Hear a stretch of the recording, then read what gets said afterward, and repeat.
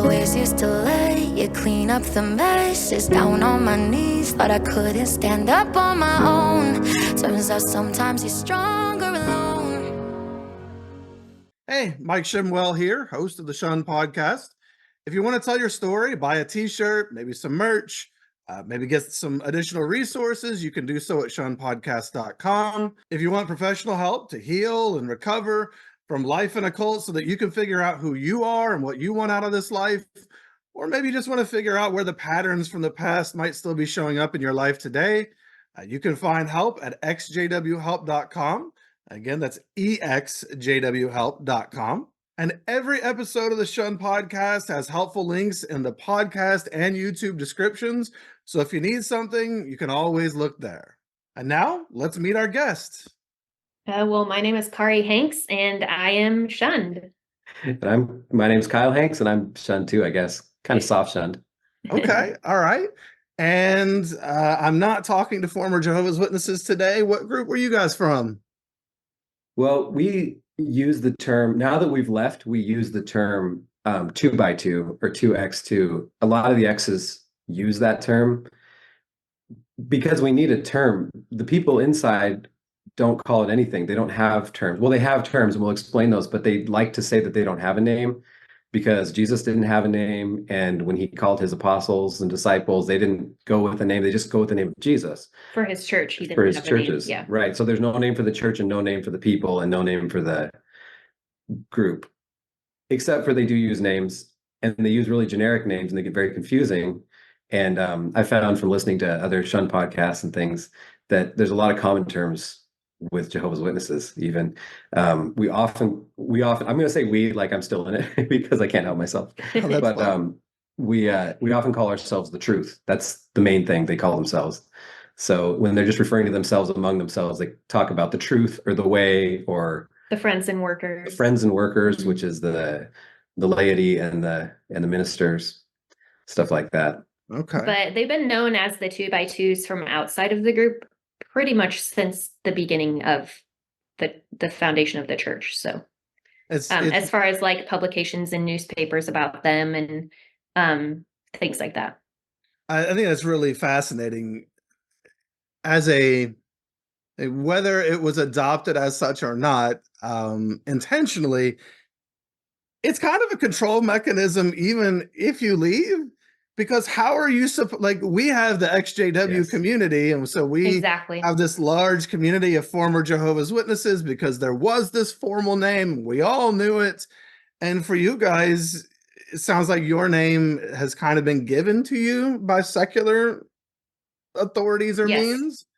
Yeah, a little bit. When you leave, how do you know I'm looking for people like me and they're called 2x2s? Right. Well, it really wasn't until the past year that even people inside started realizing that they were called the 2x2s. So that definitely was a problem when people left the community. They seemed to just fall off the map and they didn't know how to find each other because they didn't know that you could go Google 2x2s. And even if you did Google it, there really wasn't a community put together that they could find for support. Right. If you go Google friends, workers, truth, and terms like that, they're so generic, it doesn't give you anything. And we've met people even within the last year who found our support group, which we'll talk about later, who've left when they were young and never talked to another person who had left because they didn't know how to connect. Wow, that it's it kind of reminds me of what I would assume it must have been like, although it still had a name, to leave Jehovah's Witnesses prior to the age of information and the internet. You would leave, and then how would you know anybody else or ever find those individuals? And there is strength and comfort, validation and healing in community. And so I'm glad that you all are able to find each other today in some ways. And we'll of course get to your community and your support group as well later. Mentioning, like, referring to yourself as the truth, you mentioned calling each other like the friends. It's fascinating to hear the similarities in the terms and cultures between these groups. I don't typically reach out to any groups to have them on the show, but somebody had recommended a podcast that you guys were on.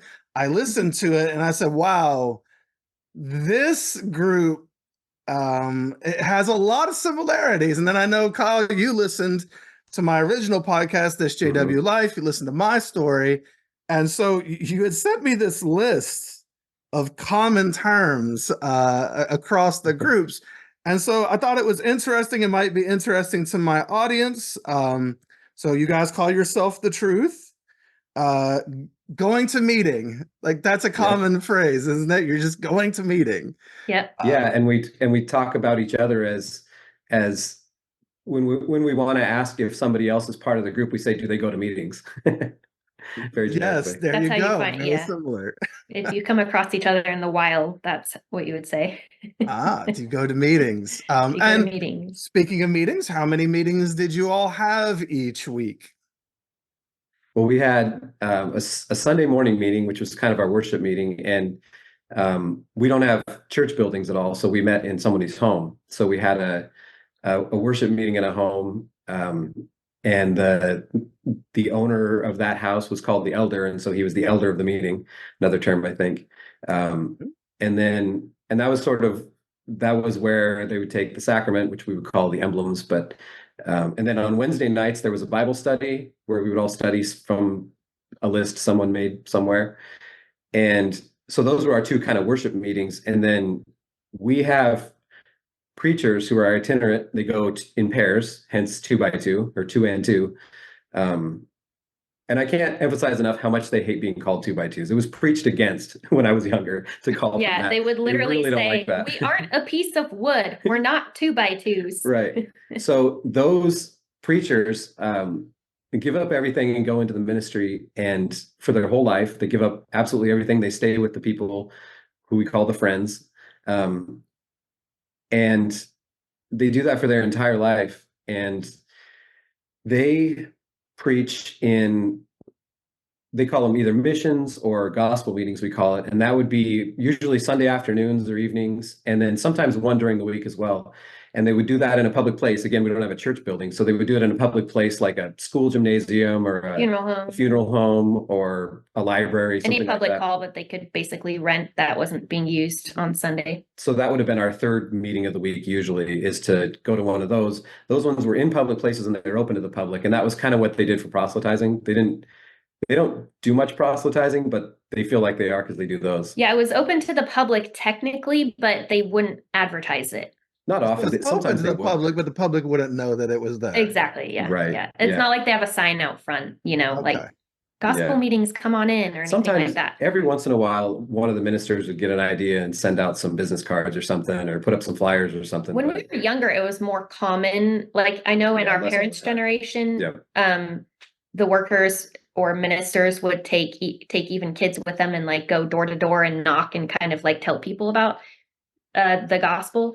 But and then when we were younger, they would give us like little flyers. Sometimes you could pick some up after a gospel meeting and like give them to your friends or coworkers or whatever. But they haven't done that for years that I can remember. Not since I was probably 10. Same. Oh, and you all had one of those every week? Yeah, that routine was every week. So Sunday morning, Wednesday night for sure. And then when the ministers were in town, we would do at least one gospel meeting, we call it. So 3 meetings a week. And then once a year, we would have a convention, which was on someone's private property, like usually a large farm. And we would go from Wednesday evening through Sunday, the whole day Sunday. And they would have places for you to like camp on their property, or like a barn for people to sleep in. Usually they'd separate men and women, or you could stay like in a nearby hotel, but they really preferred it for you to stay on the ground so that you wouldn't lose the spirit by leaving. And you would stay there for the whole Thursday, Friday, Saturday, Sunday, 4 whole days. And they would serve food there, and you would have a 2-hour meeting in the morning, a 2-hour meeting in the afternoon, and a 1-hour meeting in the evening every day. So that was our annual conventions, and pretty much every state had a convention, and every province. There were like a couple of states, like when I was living in Nevada, we would drive to either California or Arizona for convention, just because our population there was smaller. But yeah, so conventions in the Seattle area where we grew up were around 1,500 people, at least on Sunday. At the high end, probably. 1,000 to 1,500. California, Arizona was probably Similar, maybe a little under 1,000. Yeah. So people would come from other areas. And having go ahead. those groups, having those gatherings, those conventions, how many, you're talking about, let's say 1,500, how many 2x2s are there? I saw online some estimates, but what would you guys say? Yeah, in the 80s and 90s when we were growing up, was probably the peak population. And it's estimated that there were around 180 to 200,000 worldwide. And then pre-COVID, the estimates were down to about 75,000 worldwide. And I know a lot of people left during COVID, and also we'll probably get to the past year, a lot more people have continued to leave. So I don't know, they don't keep records of membership. So there's really no way to tell, but that's based on like worker lists of where workers are. And you can assume there's like 1 to 200 friends per worker pair. So they kind of estimate based off of that. Yeah, there's no records kept at all. Not officially. I know that some people have little, little legal pads with notes on them somewhere. But they're not available to anyone. There's no public, because they're not actually a church. That's the sneaky thing, is they're not incorporated as a church. Mm-hmm. They're not registered, and they're just people who do all the same thing. So there's no record keeping whatsoever, financially, number of people, any of that stuff. With the exception of worker lists, which are just to tell you like what workers are in what area, because they move the workers around every year. There's some internal lists kept, but they're not published. And we're often told to get rid of that stuff if we have it, up to and including burning and shredding it. Mm. Yeah, there's nothing online, no website, no online presence, no pamphlets, no publications by the church. They're paranoid about worldly people coming in and ruining everything. Well, yeah, it's interesting. In these ways, the 2x2s are so opposite of Jehovah's Witnesses. Right. Jehovah's Witnesses keep records of everything. They love numbers, statistics. They keep files on every individual. They have massive databases. And then of course they're like, I don't know, 8.5 million supposedly today. At least I think that's their official numbers. How many there really are, we don't know.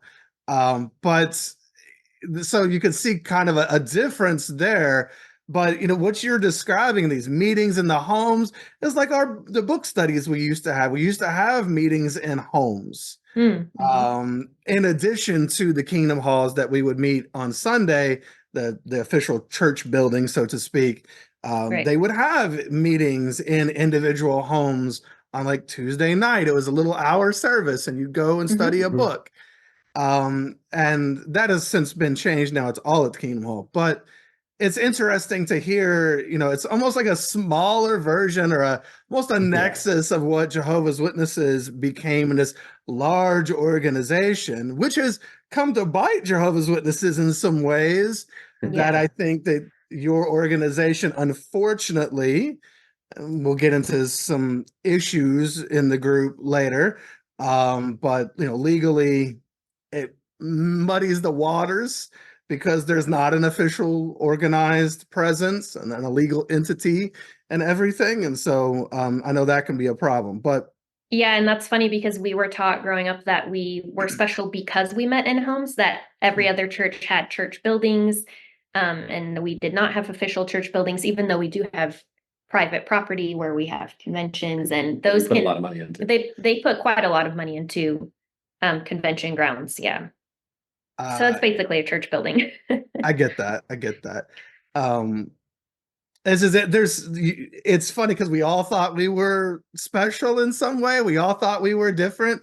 I've also I've gotten to know someone from the Exclusive Brethren group, also knows the Plymouth Brethren, and they would do a lot of meetings in homes, these big elaborate meals that they would have where they would get together.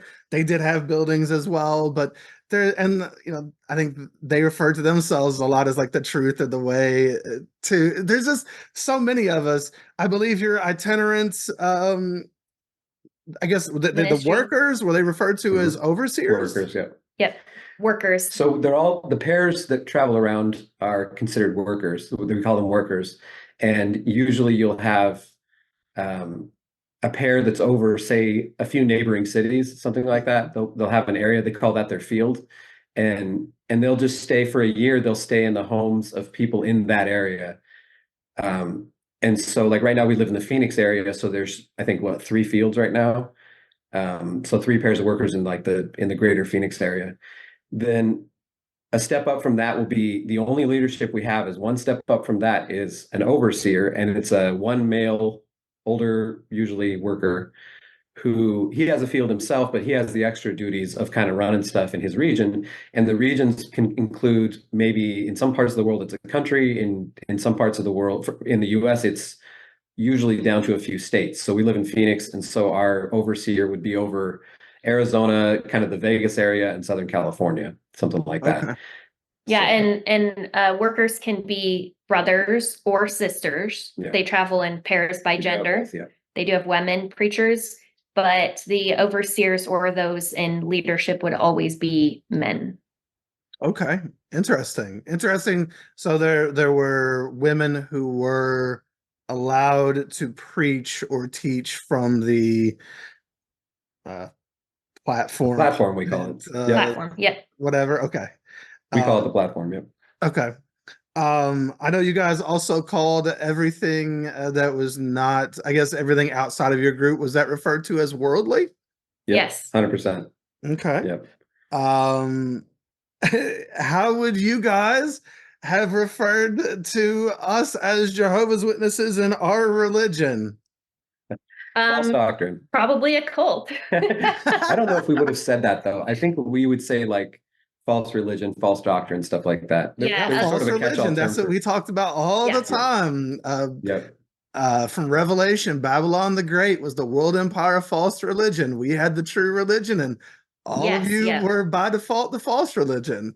Any other religion was a false religion and basically equivalent to atheism. I mean, they didn't really Yeah. define any difference between, it was almost, they don't ask you when you leave, well, do you at least still believe in Jesus, or are you still Christian? Yeah. No. It doesn't matter what you believe. If you have left, then you're going to hell pretty much. Yeah. You're either in or out. There's no. Yeah, so you're now disconnected from the one true God, so therefore you're essentially an atheist. The Right, same bad would spirit. apply in our community as well. Right. Yeah.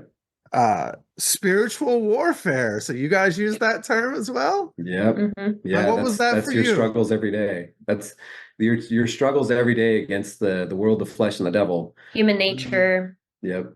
You have the threefold enemy of the world, the flesh, and the devil, and you have spiritual warfare against them all the time. What exactly that is, I'm not sure. I think it just means don't be tempted by bad things. And Well, and there was a keep lot. coming to meetings. That's the main thing. Yeah, there was a lot Yes. said about human nature trying to creep in and corrupt your spirit, and which just basically meant your own thoughts and ideas and desires, and Yeah, those were Yeah, to be a lot of feared, preaching. right?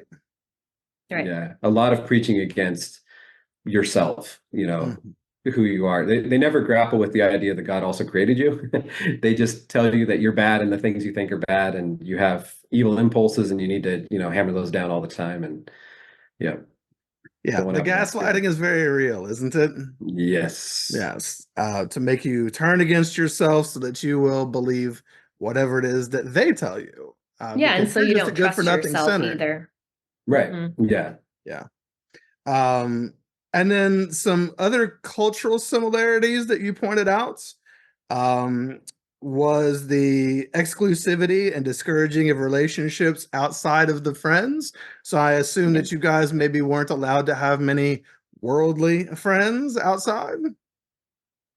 Yeah, that varied by family. I think probably that was definitely true for you more than me, but it was made pretty clear that there was a difference between your professing friends and your unprofessing friends. Professing meaning part of the 2x2s, and unprofessing meaning worldly people. Okay. Yeah. I had friends, we were in schools and stuff. I mean, some of us were homeschooled, but I think for the most part, I think almost all of us were in public school because they wanted us to, show our light and be an example to the world and all that. So it created sort of this awkward situation where you're friends with people, but you have to hold them a little bit at arm's length. your whole life from very early on. From very early on, when we're 5, 6 years old, we know that we can't quite connect with people who weren't like us. Now, you do the math on that, there's not that many people like us. So I think we were both lucky to grow up in areas where we had a lot of friends who were we friends. grew up in a heavily populated 2x2 area. Yeah. And so it's not like we were forbidden. It was just we knew there was a difference. And I think I internalized it a lot. It never occurred to me to date someone who wasn't going to meetings. I just didn't want to do that. I didn't want to be unequally yoked, So that was something we took very seriously. Yeah. And I think another thing that was common, at least for me, was if you did make a friend who was worldly from school or something, it was because they were attracted to the spirit in you. So it wasn't necessarily because they liked you as a person or they wanted to get to know you better. It usually came down to the good things about you were actually coming from outside of you. They were coming from God. The bad things are definitely you. Don't get it confused. But the good things are from God, and you need to be very careful to not quench those, right? Yeah. Again, the gaslighting is very real, isn't it? It really is. Yeah, totally identify with all of that. So now, if someone does leave your group, you all do not have a formal shunning policy like Jehovah's Witnesses do, but people are still maybe ostracized in some way or treated as different or maybe seen as a threat.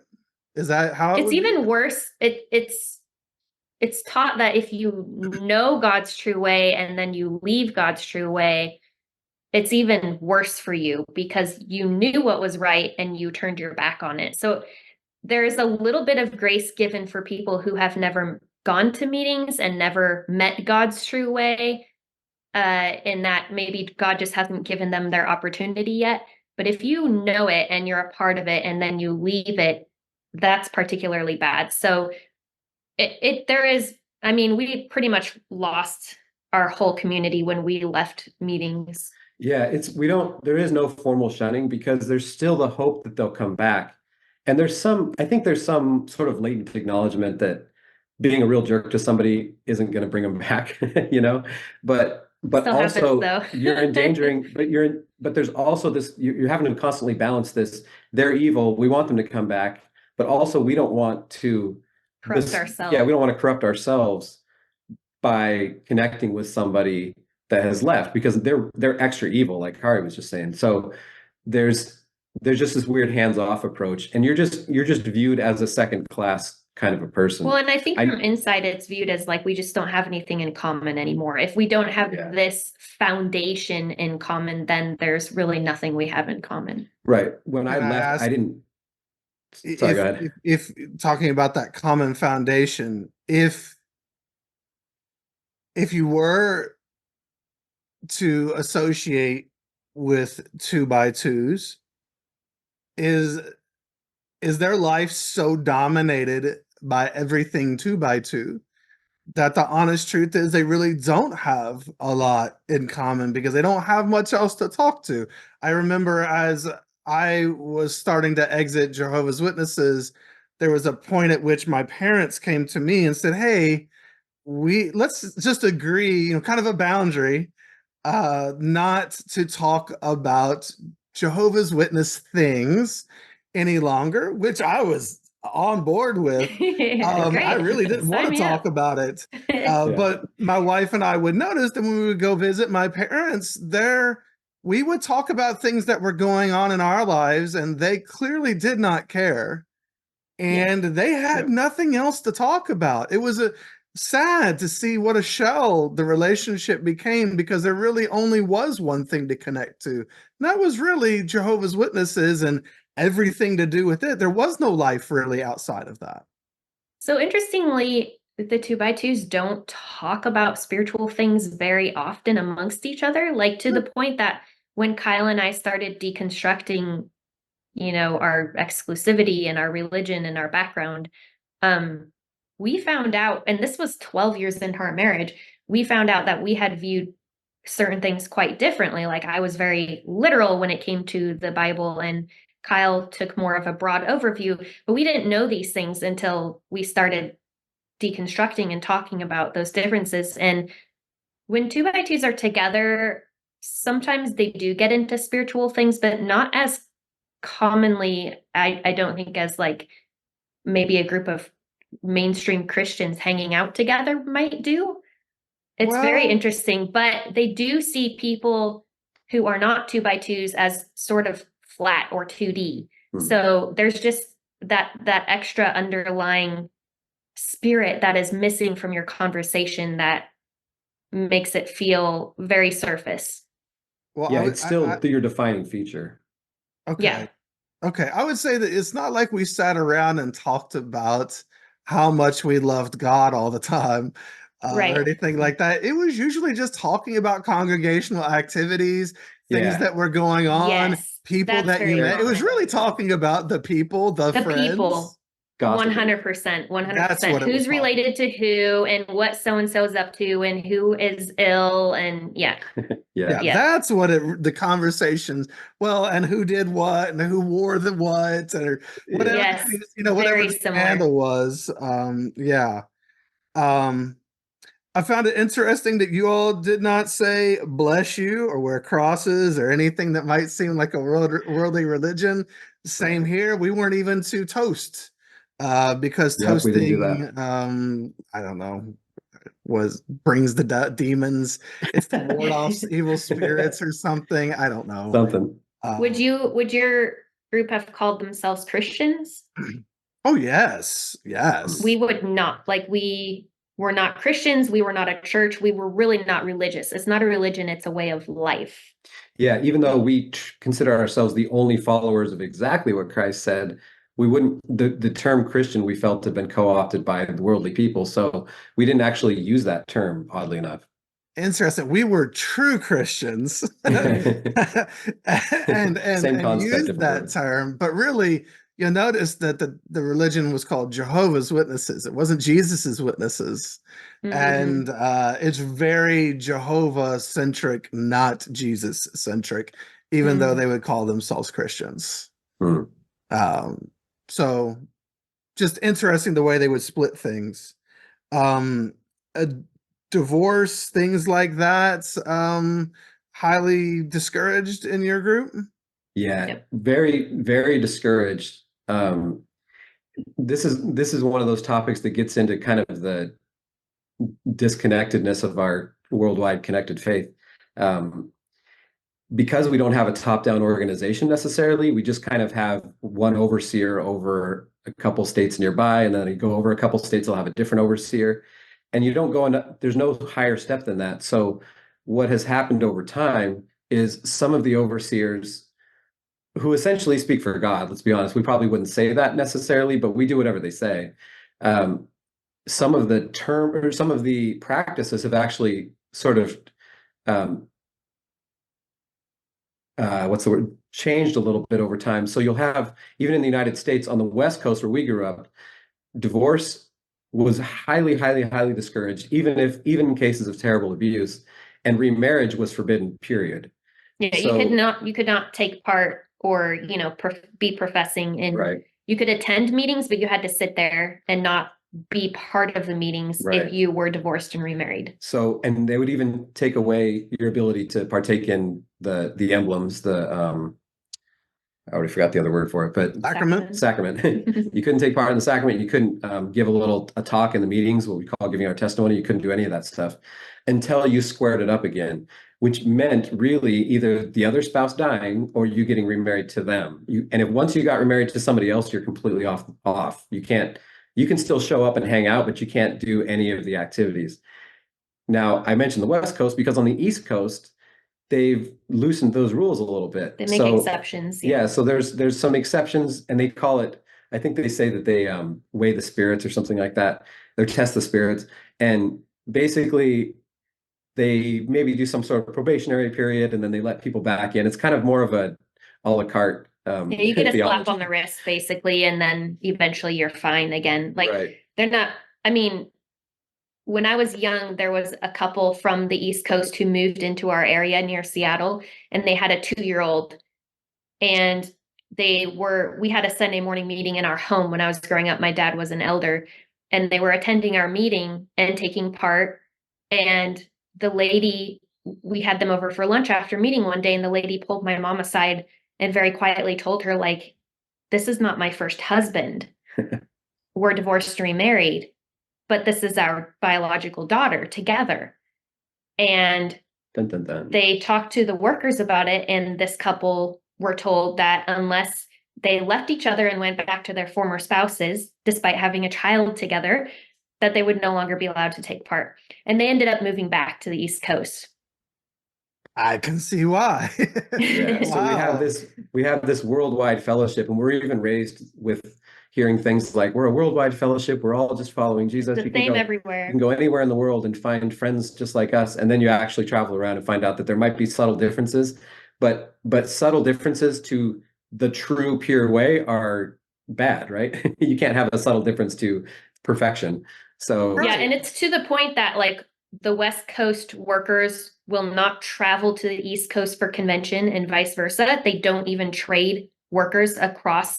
The line basically is like Colorado, Texas, and east of there is like you know, I was told growing up, don't marry somebody from Colorado because you'll probably end up divorced, because that's okay, you know, like stick to the West Coast. So it's almost like a different sect in that way. the internet is Wow. bringing a lot of these things together. People are, for the first time, even in the last few years, and because of networking like we're trying to do and getting terms like 2x2 out there, people are starting to connect and starting to realize some of the silliness, and it's really having an effect right now. Mhm. Well, I'm glad.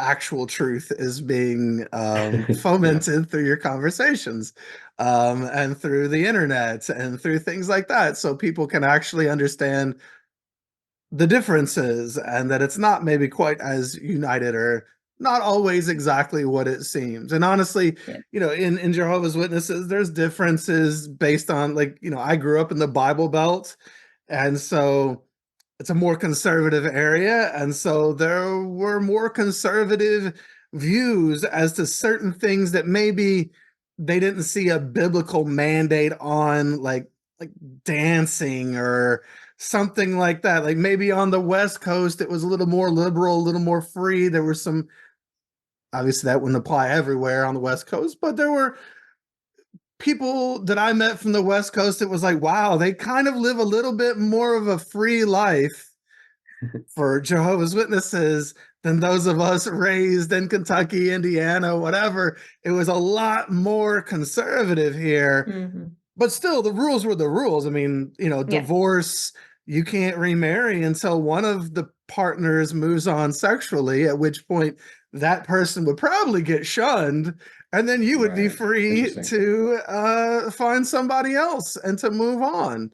Oh, Uh, so if the ex-spouse was shunned, then the other person was free to remarry? It's Oh, all about interesting. sex. So Okay. as if Yeah. a husband Isn't it and a always? wife split, it's, whichever partner moves on sexually first is the one who's going to get in trouble. And Ah, then that Wow. frees the other interesting. one, because it's essentially adultery. And so they're Right. free now to leave that marriage, to divorce officially, spiritually, and to go find another mate. Interesting. That might be similar to how the The East East Coast, Coast yes. I don't know how they viewed check it. that though. Oh, they know everything here. There are people who they will camp out aside people's houses and try to catch people Oh, that's on terrifying. That is video. actually And terrifying. honestly, a lot of people will just say, look, I moved on because they don't want to keep this person hanging on out forever, Yeah. Yeah, that makes or sense. there's a lot of self-reporting of things. There's a lot of shame and a lot of self-reporting in Jehovah's Witnesses. So it often comes out. Um, Something just I wanted to address, because Kyle, you had mentioned it, and it really seemed to strike you. And then I want to get into just a little bit of the history, because I think that If I'm not mistaken, our groups may have kind of been contrived around the same era. But you said that when there's like natural disasters, it's about caring for the friends, but kind of to the exclusion of others, and just the almost the cold way sometimes that you might see people on the outside or just not see people on the outside who are affected by it. Is that so? Did you all have big disaster relief efforts, and or did you just have ones for the friends? Yeah, so that is a really interesting thing. When you're the one true way, everything that happens anywhere is about you. So when a big natural disaster kills thousands of people, there's probably a lesson in it for you to go talk about in your Sunday morning meeting. That's kind of the main thing. Um, there are actually groups online that have sprouted up where people just connect to find out if any of our friends were injured in or hurt in natural disasters. Just zero concern about the death toll. When they talk about big things that have happened, the real point of it is that, oh, there was none of our friends, no professing people were killed, so God's just protecting us, isn't he? And stuff like that. They set aside the fact that the numbers are so small, it would be really hard for one of us to die in every thing. But yeah, and there's no community outreach for, the worldly people affected. yeah, not formally. I think some people individually will go and do it, but not formally. They don't organize any efforts or whatever. The main thing is making sure, A, that the workers are taken care of and maybe even, taken out of those areas if we need to protect them because they don't have homes. So we need to find some place to take them. And then helping out the friends in those places. And sometimes there has been cases where individuals have gotten together and gotten close together and stuff like that, but and I know on an individual level, some people have gone and volunteered with like things like the Red Cross and stuff like that. But as a group, no. That's more down to an individual's Right. preference than Well, good for those individuals. to do with the church. Yeah, definitely. And we grew up on stories like, there was a huge tsunami in another country and hundreds of thousands of people died, but the convention grounds in that country are okay. It was spared. Nothing. There was no damage on the convention grounds. Or Always. There was a volcano with lava flow, and the lava wiped out all of the houses in its path, but it split and went around the home where the meeting is. Or on 9/11, there were some professing people who worked in the towers, but they got stuck in traffic that day, or they had a dentist appointment that day. So there's these miraculous stories of how the friends were okay usually. But then if somebody did die in a disaster, it was like, well, it was God's timing and it was God's mercy. And right. Yeah. I mean, it's a real cherry picked, obviously, because people die in disasters all the time. Our friends have the same mishaps as everyone else. But we have a different way of talking about that. We don't talk about, God's timing is perfect and they've moved on to a better place and all that. So there's a ready-made narrative for anything that happens. I think it's interesting, excuse me, that you chalked it up. So there's a little bit of a lack of humanity there. Absolutely. When you really cease to see other people as human, and you talked about, when you have the one true path, there's this exclusivity and a way that you kind of see things. In our case, we also had this added thing of, being a doomsday cult, as Jehovah's Witnesses are, the end of the world is going to come tomorrow. And when it comes, God is going to save us and murder everyone else, basically. And so when your greatest hope in life revolves around your survival through this thing and the reward that's going to come after it of this paradise earth, basically bringing the earth back to the Garden of Eden, on the corpses of 8 billion people who are murdered by your God in this great war of God the Almighty at the end, you learn not to attach to anybody else. You become very detached. It's very much an us and a them. And so it's not just that we had the truth and felt exclusive, but there was also this other side of, you have to be prepared to watch all of your neighbors die. And so they cease to be human to some Yeah. extent. You Right. really Yeah, you have to can't protect yourself attach, right? almost by cutting that off. So what yeah. about you guys? Was there a doomsday part to, like, was there an end, or is it just life Yeah, I goes mean, so on like, and heaven and hell, or yeah, and no, that Jesus could return at any moment was kind of always held over your head. For example, dancing was not allowed, going to movie theaters. These weren't like explicit rules that were laid out in some book. It was just culture? like, oh, you're going to a movie theater? What if Jesus returns and finds you there? You know? Yeah. And the 2x2s believe, or I when I say the 2x2s, I'm speaking for the majority of, and how we grew up. And there are some people who have different viewpoints and beliefs that they pretty much keep to themselves, probably. But Yeah. the majority of the 2x2s believe in a fiery, burning, eternal hell. So God's chosen few, which really are few in the case of the 2x2s, are going to heaven for eternity with him, and everybody else is going to. So it's not just like you die, you go to a very scary place of eternal torture. And that's how God shows his love, I guess. Yeah. Well, we don't have the level of, we kind of have that sort of doomsday thing as well, where we're constantly sure that any moment now it's going to all end. We just don't have the level of detail that Jehovah's Witnesses have. We're not actually, I don't know that we ever really spelled out the detail of what's going to happen. We just know, well, Jesus is going to come back, and I think a trumpet sounds or something. And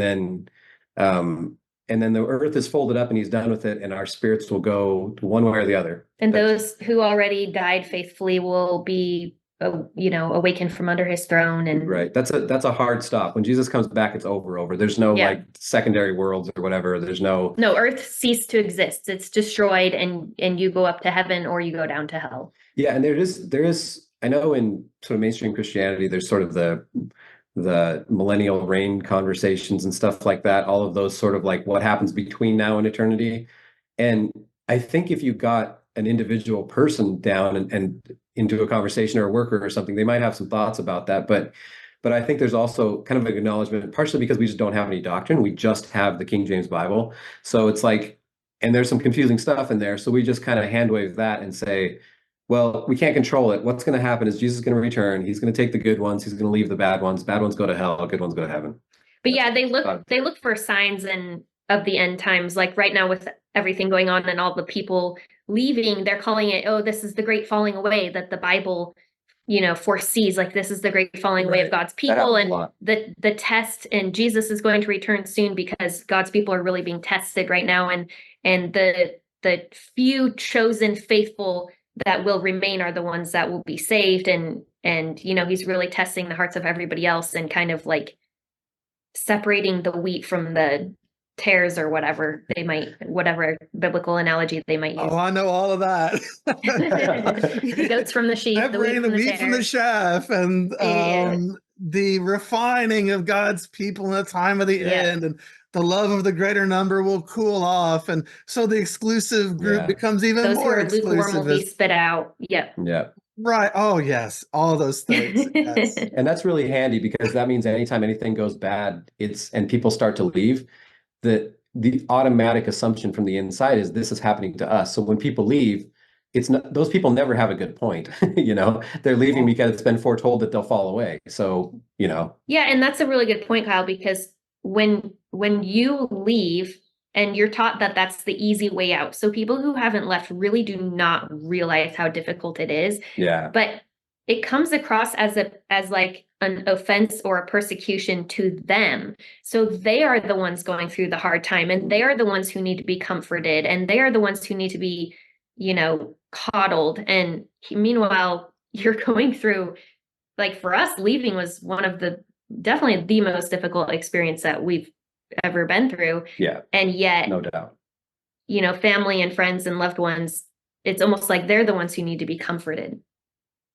100% same here. I mean, there's the strict shunning that occurs, but if you're the parent of the adult child who's now being shunned, you are definitely the victim, not that Getting person. sympathy. Yep. I remember because I shunned my own brother for, I don't know, not good with timelines, 12 years. And I remember as I was learning about emotional abuse and different things, I had gone down my own path of getting mentally and emotionally healthy, which helped me to wake up. And I remember the moment when it hit me, oh God, what happened to him? Like, Yes. Yeah. What was his experience when that like? veil was taken off my eyes, it was like, oh my God, like how did I not even see that there was like a 21, 22-year-old kid who just had his entire family and support system ripped from him and who was thrown to the wolves with no skills, no, just like thrown out into the world completely alone. And somehow we were the victims. Like it's just, Right. when that switch flipped, it just blew my mind, and it blew my mind that I had been so blind, that Yeah. they had gotten me so basically narcissistic, because I could only see myself, I could only see the world through a JW lens, that I could not take the perspective of another. I could not have empathy for another.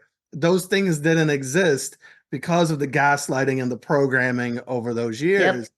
And it just, it was, it's still, I think about it, it's just gut wrenching to think that you could be so blind to that, though I forgive myself and we have reconnected since, and he has forgiven me, it's just like, wow, it shows the power of these messages that are so Yeah. exclusive and what it Yeah. can And truly create in people. while we don't have that, shunning rule to that degree, it is like a death. Mhm, When you're inside the 2x2s and somebody leaves, it feels like a death. mhm. So, the person who has a family member who left is given that almost that level of sympathy as if Oh, for um sure. Yeah. as if someone has died. Yeah, they become a completely different person. Like you said earlier, Kari, they become 2D. They don't become, they're not real anymore. I think I mentioned somewhere else that when you see a picture of a family, like a family picture, everybody standing together, and the mom or dad of the family is pointing everybody out and naming them, they'll title them as they go. Well, this one's my son, this is my daughter, and this is my son who doesn't go anymore. He's not professing. It's who you are completely. It's not just a thing you're doing. It's not a choice you've made in life. It's who you are fundamentally. And we do treat people differently. And I know that I had many friends who've left over the years, and I didn't intentionally treat them any differently. I did treat them differently, but I didn't think about it so much. I just know that they drifted away. They went on to their new 2D black and white life, their sepia tone life that they had now. And my happy life full of color didn't have room for that anymore. And I know I regret that too. I have some of those same feelings, and I've tried to reconnect with a few since, and it's been really good.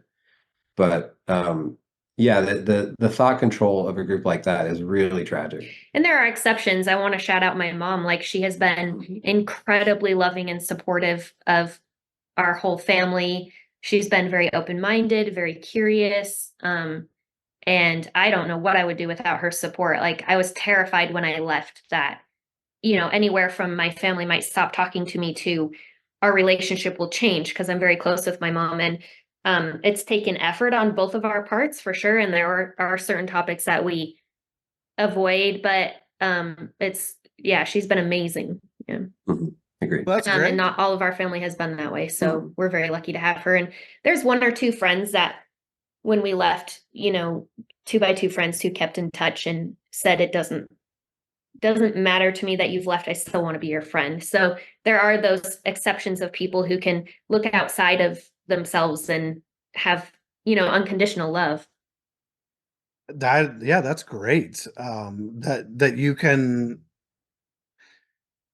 although there are the teachings and there is the identity of the 2x2s that many put on, or there's still the individual person's personality and how it's Yeah. expressed through all of this. I mean, even in Jehovah's Witnesses, where shunning is supposed to be this mandated thing, they'll lie and say that's not the case, but that is the case. Interesting. There is this you do see that there are certain individuals that maybe never do shun their kids, who have left, or whatever the case may be, depending on family relationships, or maybe friends who keep in touch and they don't. You can still see that some of their personality. Now they're going to probably keep it quiet and they're not going to let anybody know. You're going to be their secret family member, secret friend. Yeah. Wow. Because there's still something they're attached to that is larger than you. But and is that healthy? Not all the time. But sometimes there are some relationships that can remain. Though for the majority of us, it's just a hard line. You are dead to us. We will never see you again, type of thing. And that's what it is for the majority of us.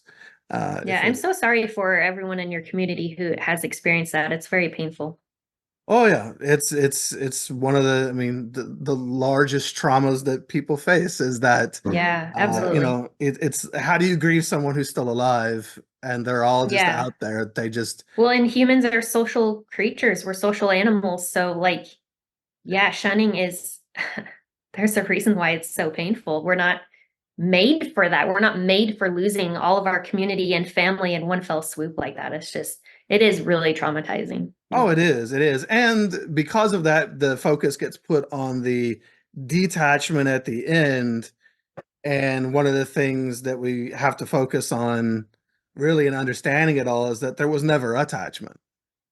Yeah. Because Yeah, that's like you talked about earlier, talking about like worldly people or whatever, you kind of have to, it's like the Heisman pose in college football, the stiff arm. You have to like stiff arm everybody. You have to push everybody away and keep everybody at arm's length, Yeah. even inside the group, because what if that person turns away from the faith and now becomes a temptation for you to leave? So you could never really fully attach to anyone. You can't even attach to yourself. Most people don't know who they are. They're constantly pushing down their own thoughts and feelings and trying to distance themselves from them, seeing their own internal thoughts and feelings as a threat because of the gaslighting. And so there's just no attachment anywhere. And it's really a struggle for people then to figure all of that out and to realize, like for myself, I didn't lose my parents at 38 when I was shunned. I lost them at 8 when they became Jehovah's Witnesses. That's when I lost them. Interesting. Yeah. Yeah, that is relatable. Like you're taught the love that you are told is love is actually a very conditional love. It's that's not love. That's control. Love. Yeah. Yeah. Right. Yeah. There's a tendency in communities like this to manipulate language a lot and redefine things. And it's like there's love as the world sees love, and then there's our love, which is godly love. And it's alarming how often putting that godly qualifier at the beginning flips the meaning of it, which seems a bit blasphemous in my opinion, but be that as it may, there's a way of sort of justifying bad behavior by saying, well, I have to do this. That's the godly way of doing it. The worldly way that they've worked out, that's not as pure. It's not as good. So, and then how do you argue with that? If you can manipulate words to mean absolutely anything, then how do you argue it? You can't. You just have to walk away. Well, and that's the thing about certain texts is that sometimes you can read a lot of things into them. They're ambiguous enough. There's the narrow road and the broad road, right? Yes. Yeah. But when I think of love, I think that a hug like this is a lot less loving than this. And so I just love everybody, and it is what it is. And to me, that's love. I can love people who are different than me. I don't only have to love people who are exactly the same as me. Yes. To me, again, that starts to sound like narcissism, and I need you to look, feel, think, act exactly like me in order to be worthy of my love. And that doesn't sound like love to me, but to each their own. So you guys, the 2x2s, did they, am I correct? Did they originate in the late 1800s? Yeah. So there's 2 versions of their history. One of them is fake. The people on the inside believe they don't have a history. We believe no founder. We go all the way back to Jesus. they like to say things like, we went back to the shores of Galilee. They like saying shores of Galilee for some reason. I don't think people on the actual shores of Galilee say that. I think that they would say that the ocean or whatever, but we talk about when Jesus called his disciples, he called them in pairs and sent them out in pairs. Matthew 10 Matthew 10 is referenced a lot for. And then Mhm. when Paul came in Acts and Romans, he sort of dispersed them around the globe. And so that's what we're doing now. So we believe they teach that there's an uninterrupted line. Now, there's no history, of course, but they say that, well, it's had to go underground and there's been persecution and things like that. So they really do believe that, part of what keeps them in such a small group and such an exclusive group is believing that they're doing what Jesus literally told that his people to do, and it never stopped. Now, what actually happened is a guy named William Irvine started this all in 1897 he was Irish, right? I always get this wrong. He was in Ireland. Yeah, I think he was Irish or Scottish. I can't remember. And my mom borrowed my history book, so Someone has recently released a book about it, and it's amazing. Yeah, it's really good. It's called Preserving the Truth by Sherry Crop Arig, and it's an amazing book. But I can send you the Amazon link later. But he went over to England basically. So he was actually part of another organization, the Faith Mission, called the Faith Mission, which still exists, by the way. But he decided that he wanted to show his faith by completely going free of anything, just giving up everything he has and going in faith. And he started convincing other people that that's the way to do that. If you really trust God, if you really have faith, you'll give up everything and just start walking through the wilderness preaching the gospel. And he got a lot of people to do it. So the Faith Mission, though, and what I believe and what they still believe, correct me if I'm wrong, is that they basically bolster the faith of all kinds of different Christians, right? Yeah, he wasn't actually exclusive when he started. He just wanted to get believers together. And so he got a bunch of people who were going to other faiths, church meetings or whatever, to also come to his missions, and he would preach at them.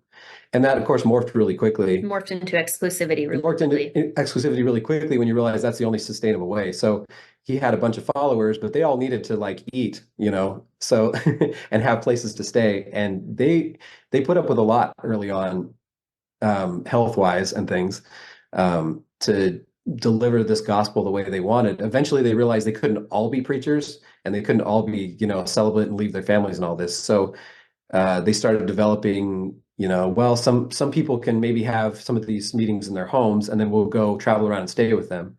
And that's how it started. Yeah, so originally all of their converts became workers, and they were a bunch of workers using bicycles to ride around and sleeping in barns and being really cold and really hungry. And then they established maybe some married couples could keep their house and we could stay with them. And that just went kind of rolled downhill and kept gaining momentum. And it was really successful when you realize that it peaked at about 150,000 people. Mm-hmm. So his buddies, the first kind of group that he got to give up all and go around, became essentially the first overseers. They dispersed from the UK, and one went to Australia, one went to Eastern US, one went to the Western US. I think one went to Europe and Canada. And so now when you kind of look at the divides sort of theologically, they somewhat track along those lines a little bit. Because those guys had some of their own ideas Totally too. different ideas. Totally different ideas. Now, over time, one of them got excommunicated in Australia. And then, true to all cult leaders, William Irvine himself got excommunicated because he was so successful with it, it kind of went to his head. And he started thinking he was a prophet then. And one of the two in Revelations. Or something like that. He'd stayed away from that type of verbiage. It was very simple. We're just simple worshiping God. And over time, he sort of got a hero complex and ended up getting exiled, actually. He got kicked out of the group and formally forgotten about, to the point that there are people today that don't think he existed or completely deny that he was involved with our 2x2s at all. I was always taught that he was just another worker, and that, and that he went crazy. The 2x2s existed well before William Irvine, but they didn't. And then there was his right-hand man was Cooney. What was his first name? Edward Cooney, I think. Edward Cooney.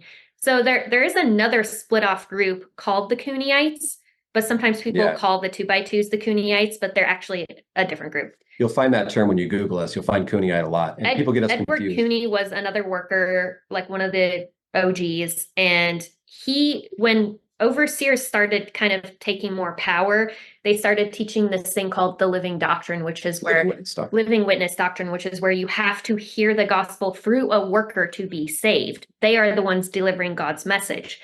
And when they started preaching this and kind of giving themselves more power, Edward Cooney put the brakes on that. He didn't like that. And he was like, we shouldn't have this hierarchy. We should all be equal. And they kicked him out too. So he went and some people split with him and followed him, and they became the Cooneites. And I think Cooneites are mostly in Australia. They're a very, very small group. Yeah. But that was a pretty big change in their doctrine. Originally, they were all, everybody come on down, we'll all worship together. And one of them got a hold of a book by a theologian somewhere. I can't remember. I wish I would have remembered to bring the title of the book, but it taught that living witness doctrine, that for the doctrine, the gospel, to be legitimate, it has to be passed down verbally. And so they've adopted that, and they still believe that, but they don't know that they believe that. None of them will ever use the term living witness doctrine. They don't know that term. That's why it's so confusing for Christian converts to the 2x2s, which is rare enough. But when a Christian does convert to the 2x2s and the workers say you need to be baptized, it's very confusing because they're like, I've already been baptized as a Christian. And they're like, no, that didn't count. You have to be baptized by a worker, and you have to hear the gospel from the worker. So you can read all you want, you can pray all you want, and you can go to church all you want. But unless you are hearing the gospel through a worker and baptized into the 2x2s, none of that counts. Wow. It's interesting listening to you guys. Jehovah's Witnesses also pretty much believe there's this unbroken chain, that they are basically the continuation of the first century Christians and what Jesus instituted. Obviously, I guess it went away or underground, but there was always some true servants of Jehovah through all these years. Yep. Exact same started story. in the late 1800s. I don't know what was going on in the United Kingdom. But Charles Taze Russell, the originator of the International Bible Students, which, like you guys, was open to everyone at first, he went to some convention in the United Kingdom where he heard other people speak, and he got some of his ideas. There was a Darby who spoke there, who ended up starting the Exclusive Brethren, or I believe it was the Plymouth Brethren. Oh, wow. Interesting. And it makes me wonder, maybe he was buddies. There was a huge explosion. I don't know. There was a huge explosion in the UK around the turn of the century then, where I don't know how that happened. Like back to the Bible basics teaching became really, really popular. So there were so many of these kind of exclusive religions that were founded around that era because everyone was like, I know how to take us back to the basics. No, I know how to take us back to the basics. And so you have all these splits of different, very fundamentalist, exclusivist religions from that era. Yeah. And like you said, it didn't start out exclusive. The International Bible Students, anybody could come be a part. And then once Russell died and Rutherford took over, that's when it became Jehovah's Witnesses. That's when it became more exclusive. That's when a lot of rules and it really started to solidify. But it wasn't exclusive when it started. There were also a lot of early spinoffs and breaks, just like with you guys, like the Cooneites. There were other groups too, and so it's just this is just how I think these groups start. And it's interesting to see that, now here we are 100 and something years later, and these things still exist. Yeah, and interestingly, even some of the early workers were allowed to get married all the way through. I think the last married worker pair died in the 1970s or 1980. Yeah. And there was an overseer around that time, like maybe right before we were born, who started preaching that workers should not be married pairs anymore. They all need to be celibate. And so since then, it's like, if you want to get married, you have to leave the work. And if you're a worker, you can leave the work, but when you go into the work, you give up all of your money, all of your savings, you sell everything you have or give it away. You live out of a suitcase and you borrow cars from the church, like, the friends, like, so if you have a pair of workers in your field, they'll have like a car that they borrowed from one of the friends that they use, just somebody's extra car or whatever. We don't have an extra car, but some wealthy family. And so they give up everything they have and they do not work. So they're not collecting anything like Social Security. Healthcare was tricky for them when we were growing up. It was mostly paid for by the members, the friends. Now I think a lot of them have like government healthcare. Right. But so if you want to leave the work, you have nothing to fall back on unless you have family supporting you. You have no savings, no finances, no, a lot of them go in the work very young before they have a college education. So it's really difficult to leave the work. And Now they're very I don't know trapped. where I I was can going see with that. that, but Yeah, no, but it goes along with the sort of living witness and exclusivity of over time they've sort of built up this structure that's very hard to get out of. for people to get out of once they're in it. And even if they can see, even if they don't, even if they have woken up a little bit, there's not much they can do about it. So Yeah, the machine, they're captive to the machine. They're captive to the Yeah. concept. Oh, where I was going with that was if you want to get married, you have to leave the work, and leaving the work is obviously very difficult in those ways, but also you're looked down upon essentially by other workers Yeah. because it's a vow that you've made to God that you're kind of, breaking. And there are reasons that they do understand, like mental health issues or physical health issues. Pretty much would be like the only reasons that they probably would understand. If you leave the work and get married fairly soon after, it's not like you're going to be kicked out or anything of meetings, but people kind of like side eye, Mhm. Oh, I can understand. I can understand. I mean, similar to we have the headquarters at Bethel in Warwick, New York, and there are lots of young men who give up a lot to go up there and work, and there are old timers who've been up there forever, and if they are to leave, they have nothing. That they have no Interesting. education, Yeah, they yeah. have no social security, they don't have anything. They better hope somebody out there is going to take care of them. And it's been a Wow. real rude awakening for a lot of them as there have been downsizings and they have lovingly been cast out into the wild with nothing. Wow. That's Yeah. crazy. Because they're not useful anymore. So Oh, wow. yeah, it's Yeah. rough. So you mentioned baptism being a big moment for people. So you two individually, were you all how did you come to be 2x2s? Like, is this something that you all were born into yourselves, or did your parents convert? Yeah, I think for both of us, it goes back a few generations. Hmm. So yeah, for me, all of my grandparents were in it, and I think all yours were. And great grandparents, two or three great Yeah. grandparents, all my grandparents, It's about and half my of my parents. great-grandparents. So I'm fourth generation on both sides of my family. Yeah. So yeah, we were born. Neither of us knew any different ever. We were just, we were days old going to meetings. Yeah. So, and I think that that's for our group, and what's kind of showing itself right now with the scandals going on is that most of the people in it were born in it. And Yeah, they don't convert a lot of it outsiders. converted a lot early on, and it grew a lot early on, and then those people had a lot of kids, but they don't, because they don't really proselytize much. They hold public meetings and just expect people to show up, I guess. That the ranks haven't really grown, and so But now they view that as like there's just a lot of unwilling hearts out there, because if Yeah. people were willing, they would find their way to us. yeah. Okay. Yeah, so what that leads to is actually the majority of the people that come to the meetings never chose them, which is kind of an interesting thing to think about. But as a child born and raised in it, there is a time where you have to profess, which is you profess to God and make, you promise to him to serve him forever. And this is usually the youngest I've heard of professing is 6. Yeah. And then anywhere from like 6 to, if you're like getting above age 12, people are kind of like, when are you gonna profess? It's like, it's time to profess. Getting a And that little means you long in the take some tooth part of the there. meetings and stuff.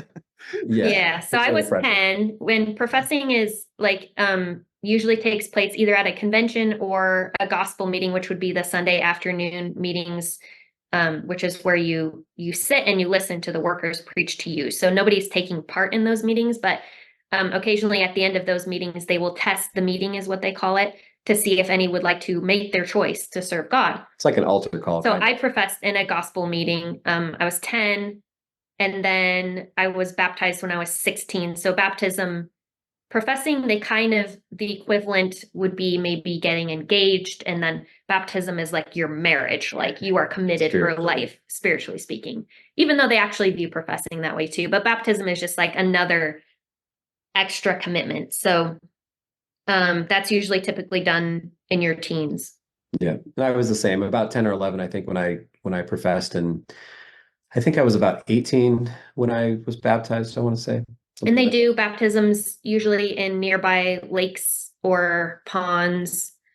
When I lived in the Vegas area, they didn't always have, like, I was baptized in Lake Mead, but sometimes if they didn't have access to a lake or a river or a pond or whatever, they occasionally would use swimming pools, but that was a little sketchier. And it's a full submersion. So, you know, I had my shirt and my heavy jean skirt like down to my ankles, and waded into Lake Mead, and these two brother workers say the words, "I baptize you in the name of the Father, Son, and the Holy Ghost," even though they don't believe in the Trinity, and then fully submerged you underwater, bring you back up, and like soaked my jean skirts, weighing me down, and then somebody's waiting for you with a towel, and they wrap you up, and that's it, done deal.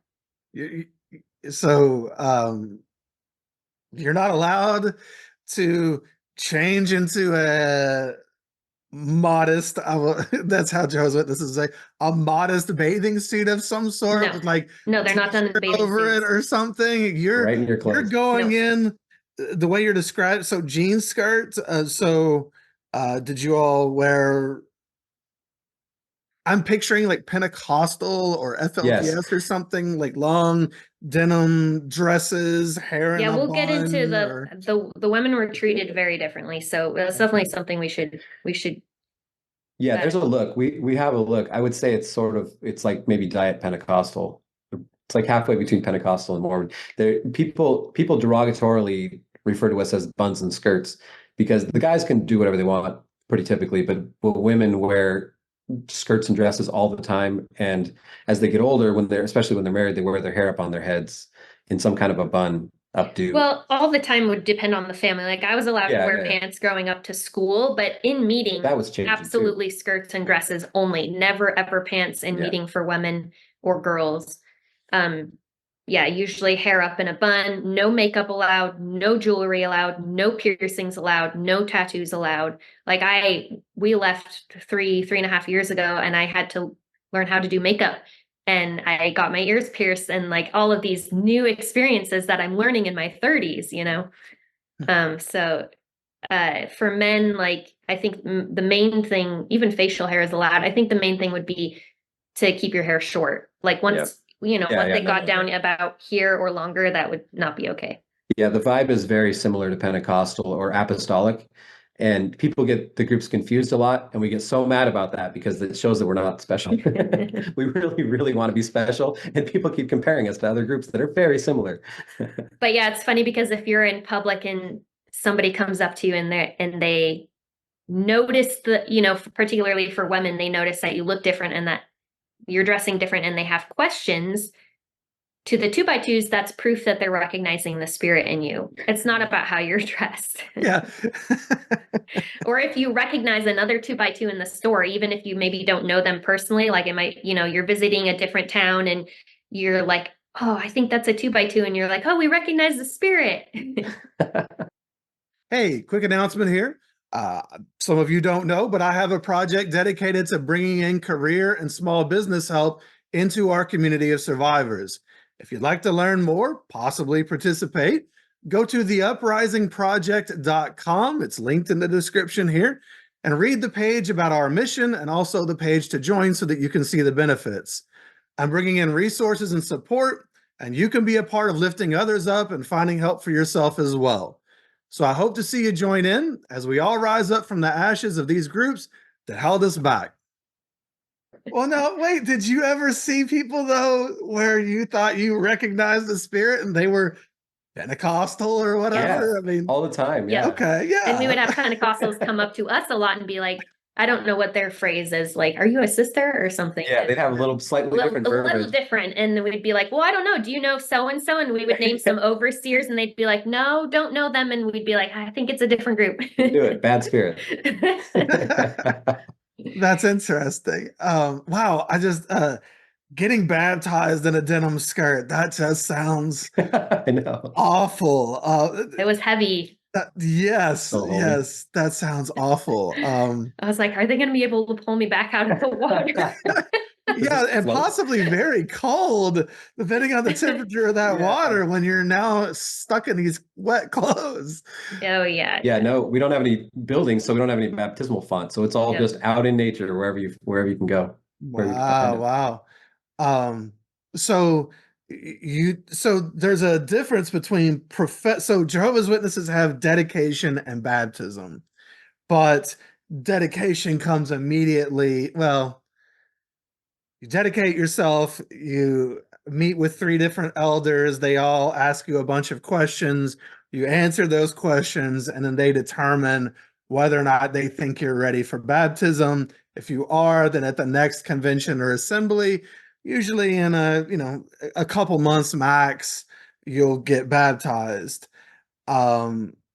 So it's very close together, within 6 months usually. But for you guys, it sounds like it can be 8 6, years. 7 It could years, be yeah. years. Similar Yeah. process, and that you would approach the workers and say, I'm feeling moved to be baptized, and they would say, okay, well, we'll come over and have a study about baptism with you and make sure you're ready. And there, some people are denied baptism if their hair is too short or their skirts are too short or whatever the reason might be, their spirit is off. But there's an Old Testament story that's referenced a lot in baptism studies, which is the slave or the servant who serves their master, and then after 6 or 7 years, if they would like to stay and continue serving their master, they have a hole put in their ear. And that is sort of how they liken professing versus baptism. But no ear holes, because But yeah, you can't get your ear pierced though. Yes. No literal ear holes. No. Absolutely not. How dare you? Wow. Okay. So they're basically in that illustration comparing you to a slave choosing a master. Right after 6 or 7 years, the master comes and says, you can have your freedom now, or you can choose to stay with me forever. And that's what at least that was in my baptism study from what I remember. Yeah, I don't remember mine at all. I don't think we had any of that talk. I think they were just glad I was getting around to it. Yeah, I was gonna say 18, like Yeah, I was a late bloomer. Well, that's what I was going to say. So, for us, it was 18. You're a legal adult. You really, if you haven't decided to be baptized yet, people are going to start looking at you with the side eye. Like, is this person maybe bad association? Is this somebody I should let my kid hang out with? No, that's absolutely a thing, especially for the first step, professing. If you get into your teen years and you haven't professed, you're on your way someplace terrible, probably. That's just the assumption, kind of. And I think if you still keep coming, they don't, again, none of this is written down. It's kind of the vibes of whoever's around. But yeah, you do look a little side eye at people who haven't taken the steps at roughly those ages. Yeah. Yeah. And in that sense, there's the social hierarchy, not only from within the church and without the church, but inside the church itself. Because as a girl growing up, I was very strict on myself and very critical of myself with them making sure I wore no makeup and wouldn't even go there. And there were girls who would play with makeup and explore and kind of push the boundaries. And I felt uncomfortable associating with boundary pushers because I didn't want my spirit to be harmed or to even be associated with, oh, she's hanging out with the boundary pushers. Maybe she's a boundary pusher. Yeah, same. Yeah. So there's definitely that social hierarchy from within too, of like, who are you associating with? Are you with the rebels or are you like really inside the fold? And all they had to judge you on was appearances. It's not really Yeah, about the substance of who you are. They assume that not at is all. shown through your appearance. Exactly. And Yeah. so you have to show that by muting your appearance in some way, Yeah. whatever the case may be. Right. Did you guys outside of the church, just like in your family lives growing up, were your family lives dominated by the two by two experience? Or, were you all, I don't know, did you all have family game nights and go out and take vacations? Like, how would you describe your childhoods growing up, maybe outside of the church aspect, or maybe the church aspect has to be included, but how would you describe your childhoods? Were they fun? Were they good? How'd you guys grow up? Yeah. So we definitely had game nights. I read a lot. We were not allowed to have TVs growing up. Some people like had hidden ones in a cupboard or whatever, but like we actually had a little DVD player that we'd like hook up to our computer, but we definitely kept it hidden and wouldn't pull it out very often. It was for very special, it was like a special treat that we would do every once in a while. But my family was much more relaxed. I had a good childhood. We went on family vacations, and often when we went on vacation, we also wouldn't go to meeting, and that was maybe something that might have been unique to my family. Um, we took a lot of family vacations. We'd go to Disneyland. I grew up loving to read, which is still something that I very much enjoy doing, and that's probably because we didn't have a TV, so there wasn't like a whole lot else to do at home. Um, I was allowed to have sleepovers with my school friends, which some families didn't do. We had a boat growing up, so when we lived in Seattle, we would go to a lake there. And then when we moved to the Vegas area, I was 13, and so we'd go out boating on Lake Mead. So yeah, I have really good childhood memories of that. There were just, it was in my teens and adolescence where life became trickier because I didn't get to explore my sexuality like is normal around that age. I found out after I left meetings that I'm bisexual, which just that's not something you were even allowed to think about when you were professing. So it's more in the teens and 20s where I feel like I missed out on a lot because I was a good girl. I've only ever been with Kyle. Like, we married pretty young. I was 22. I dated, but I did not explore anything sexually. That was very forbidden, sex before marriage. So but yeah, I have good memories of my childhood. I have 3 older brothers, and we always had a lot of fun. I was allowed to date from, I think my first boyfriend, I was 16. And with having 3 older brothers first and all of the trouble that they got into, by the time I came along, my parents were probably pretty relaxed with me. And especially because I was a good girl, so they didn't worry about me too much. So I got to set my own curfews as long as I followed them and kept my parents updated on what I was doing. They were pretty relaxed with me, I think, compared to some families. Yeah, And then a different story. no, it's not actually that different. I mean, we had a fairly normal childhood too. I think I did.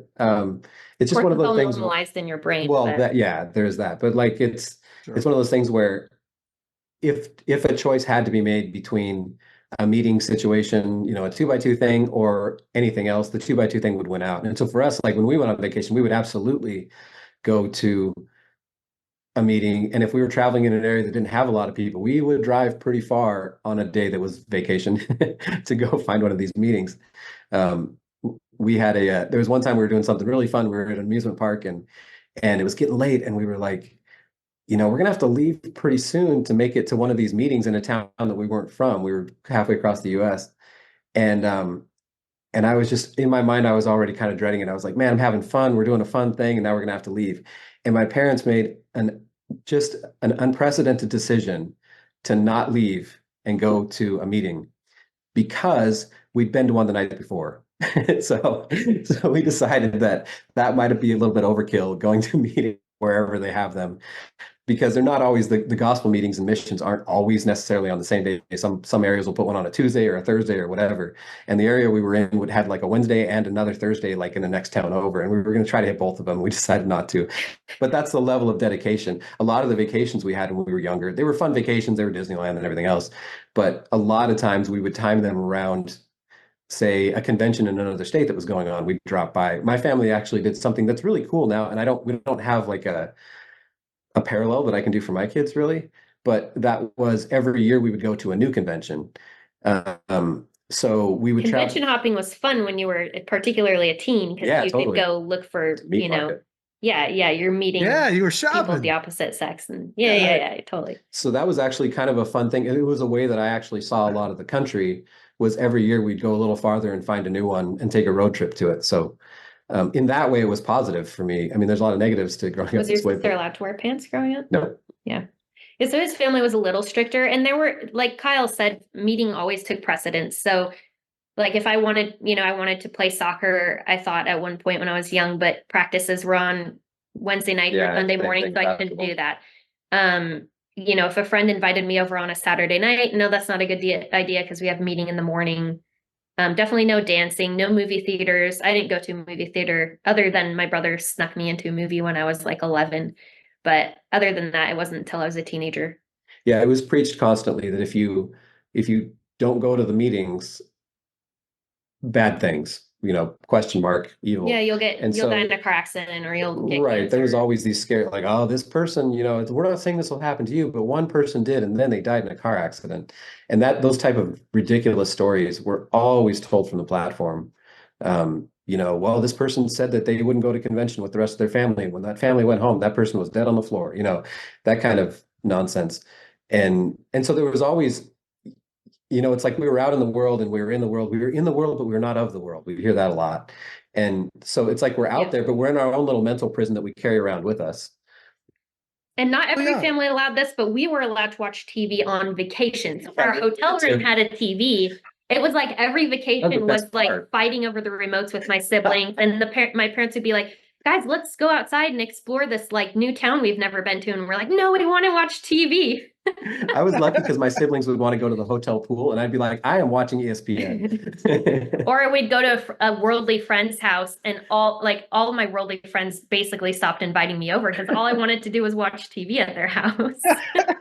I have to laugh when so Jehovah's Witnesses are allowed to watch TV, but Jenny's family, my wife, her family didn't have one. They didn't see that as a good thing to have. And I know when Jenny and I were dating, I would go with her maybe to somebody else's house and the TV was on, and maybe some of her sisters would even be along or something. And it's just like all these girls just absolutely locked on this television. Like the world ceased to exist outside of that box. That's awesome. And so I know what that looks like. And it's cute in its own way. It's kind of sad as well. But then I know families that were not allowed to watch TV on vacation too. So there were some definitely stricter. Well, none of this is written down, so it's all Bible-based anyway. So some worker probably spoke from the platform back in the 50s or something and said, these televisions, they're bringing the world into our homes. We don't want worldly things in our homes. And so from then on, no one did it. And in the US and Canada, most of the 2x2s were not and are not supposed to celebrate Christmas because that's a worldly holiday and we celebrate Jesus every day. So my parents loved Christmas. So we did do presents, we did gift exchanges, but we would not decorate. We wouldn't have a tree, definitely not a tree. That's like the most pagan thing. But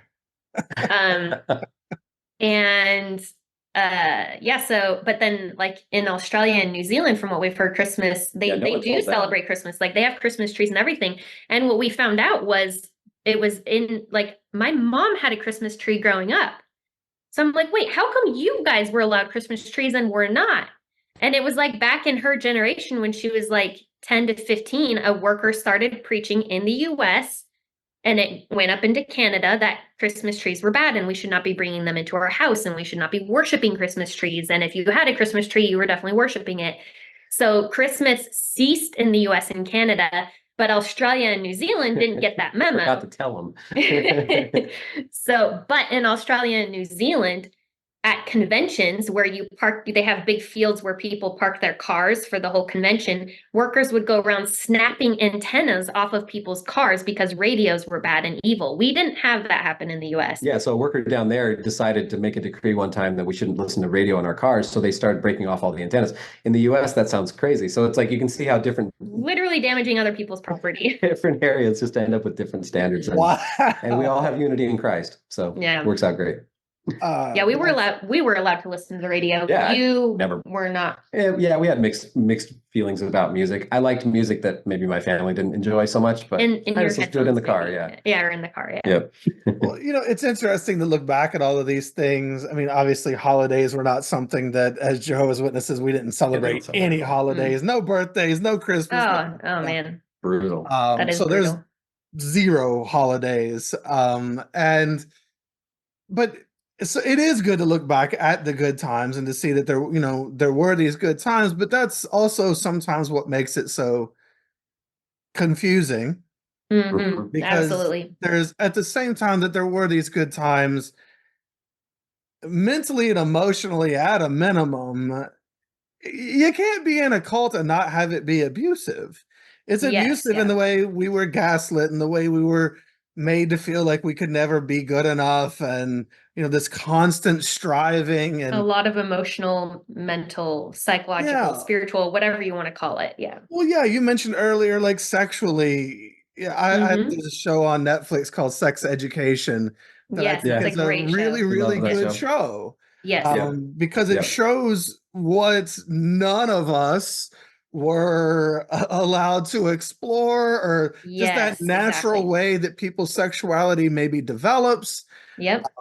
And it is, Jehovah's Witnesses are the same. I've been with my wife. We just celebrated our 24th anniversary. Oh, People look congrats. at me and they're like, Yeah. 24 years?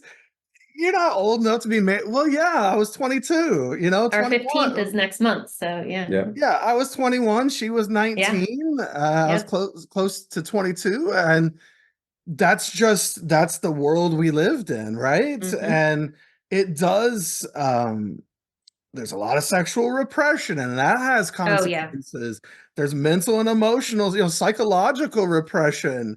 There's the constant judging and othering of others, and the difficulties in creating social bonds because we were taught to keep everybody at arm's length.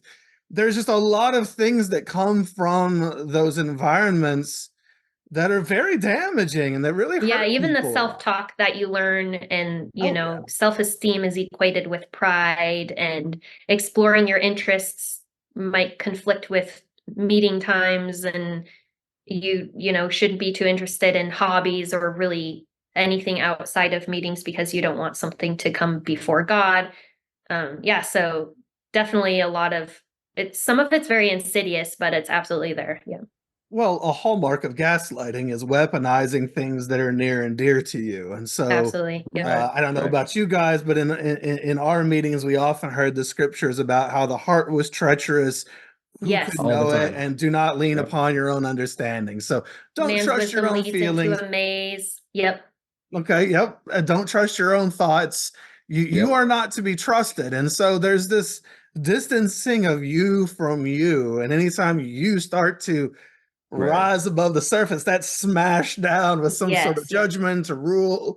And so it's just it is kind of like you mentioned, Kyle, that like I've seen the image of a man walking around and he's got like a cage around his head, almost like Yeah. he's the bird in the cage, right? Yeah. And Totally. that's what it's like. You're out there among other people, but you're in the world, but not of the world or whatever. Yes. Yeah. And you're not a part of it. And so these things, there is that dichotomy of we had fun and we had some good Mhm. times and we had some people we cared about, but at the same time, there was all of this that came with it. And it's a Yeah. heavy load to carry. Yeah, I think one of my biggest regrets growing up, particularly as a conservative in a conservative family, being the only female, out of my siblings, it was encouraged that I get married and have children. And so my parents wouldn't have said that they were against education, but none of us went to college. College was seen kind of as liberal. It might take you away from God. You'd be really busy. And unless you like wanted to be a nurse or a teacher, that could be an acceptable career. But otherwise, don't waste your money going to college. So that, I think, is probably my biggest regret, is that I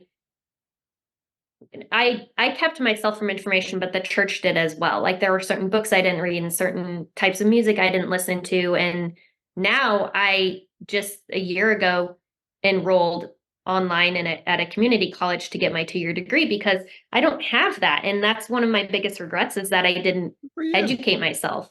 Yeah, thank you. Well, and I will say too, because I know Jehovah's Witnesses don't kind of discourage education, it seems like. Oh yeah. I was not discouraged from education. Everyone in my family has degrees, and 2 of my grandparents were. Yeah, they're very. One of them was family. a professor, and were educated. They both were educators. So, but it was one of those things where it's like, as long as you make sure that you keep things in perspective, as long as it doesn't take first place, And so you have this constant formula running in your mind, like, I'm enjoying this thing and it's good. It's good in any sense of the word, by anyone's judgment, but is it too much of my life? Is it taking over God's place in my life? You're just constantly, from the time you're very, very little and can even understand the concepts, you have this little calculation running in your head, like, I can't enjoy this too much, But there is successful. a difference for education with women still, though, because there were I think so. certain degrees that the understanding was that, have a career, sure, have a degree, have a job, but make sure it's flexible enough so that you can, have kids and run your household, and that's the most have important. your marriage, and take your kids to meeting, and maybe have a meeting in your home, and if you have a meeting in your home, then you need to keep up your home. There was the expectation for women, and acceptable careers might be like dentist, teacher, nurse. Those were what the majority of women did. A lot of professing women engineers, I don't think, or doctors. Wow. So I had scholarships to engineering schools and such, and of course I turned all of that down, as a good witness would do. And over the years, they have, people might go to school to be a nurse, I don't know, whatever degree you can get in, like a 18-month to 2-year program, but no, like 4-year universities. We're not going to do that. Maybe a tech school or something like that. Go get a certificate if you need it. But of course, that's only to support yourself in serving Jehovah more fully, so that you can earn more money in less time. And for us, our 2x2 nature was going out knocking on doors 2x2. So as we were talking about, you guys, got baptized 18, 16. Around 18 is typically a big time for most kids, because they are thinking about college, or in our group, marriage. If you weren't married pretty young, you were a spinster very quickly. So, how did things go when you guys were around that age? So obviously, it sounds like, Kyle, you maybe went to college, but Kari, not so much. Did you guys know each other then, or like, how did you guys meet? When did you guys get together? Yeah, so this isn't really unusual, but I grew up next door to another 2x2 family. It was very unusual. And it was his aunt and uncle. So we've known each other forever, like literally forever, because they moved next door to us when I was 1. So his aunt and uncle moved next door to us when I was 1. So his cousins growing up were my best friends. So we were at birthday parties over there. And Kyle grew up in a different field, like a different area of the state. And in fact, we went to 2 different conventions, because Washington had, do they have 2 conventions? Yeah, so they have 3. Washington's like a very densely populated 2x2 area, and it still is Washington State, because the early workers came down there through Canada. So Washington actually has like the oldest continuous running convention in the world, which is the one I grew up going to. And then Kyle grew up going to one further south in Olympia, near the capital. So we didn't cross paths in the 2x2 world that much, other than at birthday parties when we were younger. And then when we were teens, you know, you cross fields into to have get-togethers and stuff like that. So we were aware of each other. I was friends with his sister. She's close in age to me. And he was kind of just always my friend's older brother. And I had older brothers, so I ignored older brothers pretty much. And I dated quite a bit. You didn't really. So I always had a boyfriend, and, you know, from 16 on. And then we became really good friends when I was dating this other guy. And when I broke up with that guy, Kyle and I just started talking a lot and hanging out on friendship terms. We decided to meet up at his aunt and uncle's house, which is somewhere that I went a lot because I was friends with their daughter. So he was in college at that time and came down at the same time I was there, and that's when we started dating.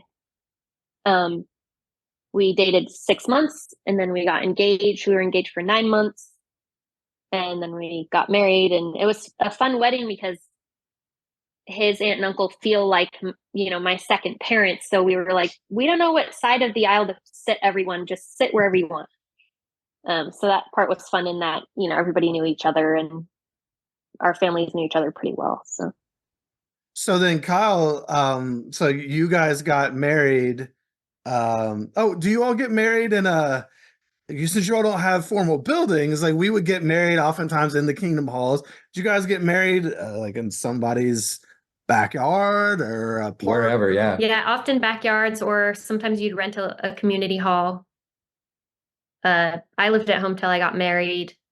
And so I've never lived on my own, like literally went from my parents' house to living with Kyle.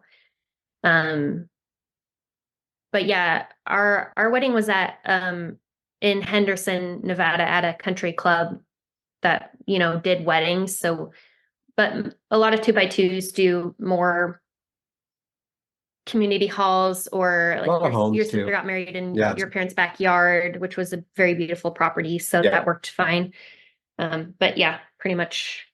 But the weddings, church, never a church, basically, would be the main thing. Yeah, we had a judge there because we had to, but then also a minister was there to kind of tell us 2x2 things during the. Yeah, so our ministers are not ordained to marry people. So we had a worldly minister who married us, but we asked him not to preach. And then we flew in. We had to fly one of our church ministers in from out of town because our church ministers in Nevada were off in California for convention season. Like they were prepping. We call it preps. They were prepping for convention. So we flew in a worker from Washington State that we had both known, our families had both known growing up, and had him like speak and pray and that kind of thing at our wedding. Wow, they really and do. And now he's the overseer up there. They really do eschew any connection with doing this legally and you know, registering and like doing all the things that one might do to make this official. Yes. That's interesting. Right. So you had to have a legal officiant and the preacher to preach. Okay. Yep.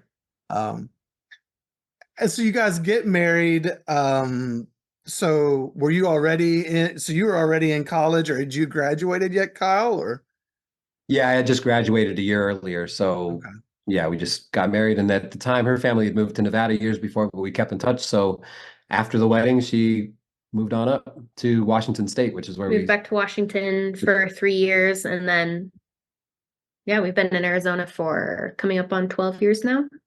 Yep. Oh wow. And so what was it like being a married couple as part of the 2x2s? Going to the meetings, doing all the things that are required. Did you find that put a lot of pressure on your marriage? Because I guess I know for us, all of our mini meetings and different things that we had to prepare for, and there was a lot of time spent in Jehovah's Witness activities. Did you all have to spend a lot of time? Did that impact your marriage, just because it just by nature of sucking up your time does sometimes put pressure on people, create stress?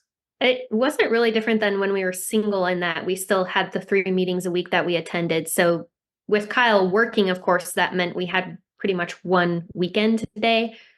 For me, when it really changed and got to be a lot more pressure was when we had kids, because there's Exactly a what I was whole gonna say, yeah. there's a whole other layer of expectation in that you need to have your kids in meeting. It's really important to bring your kids to meeting.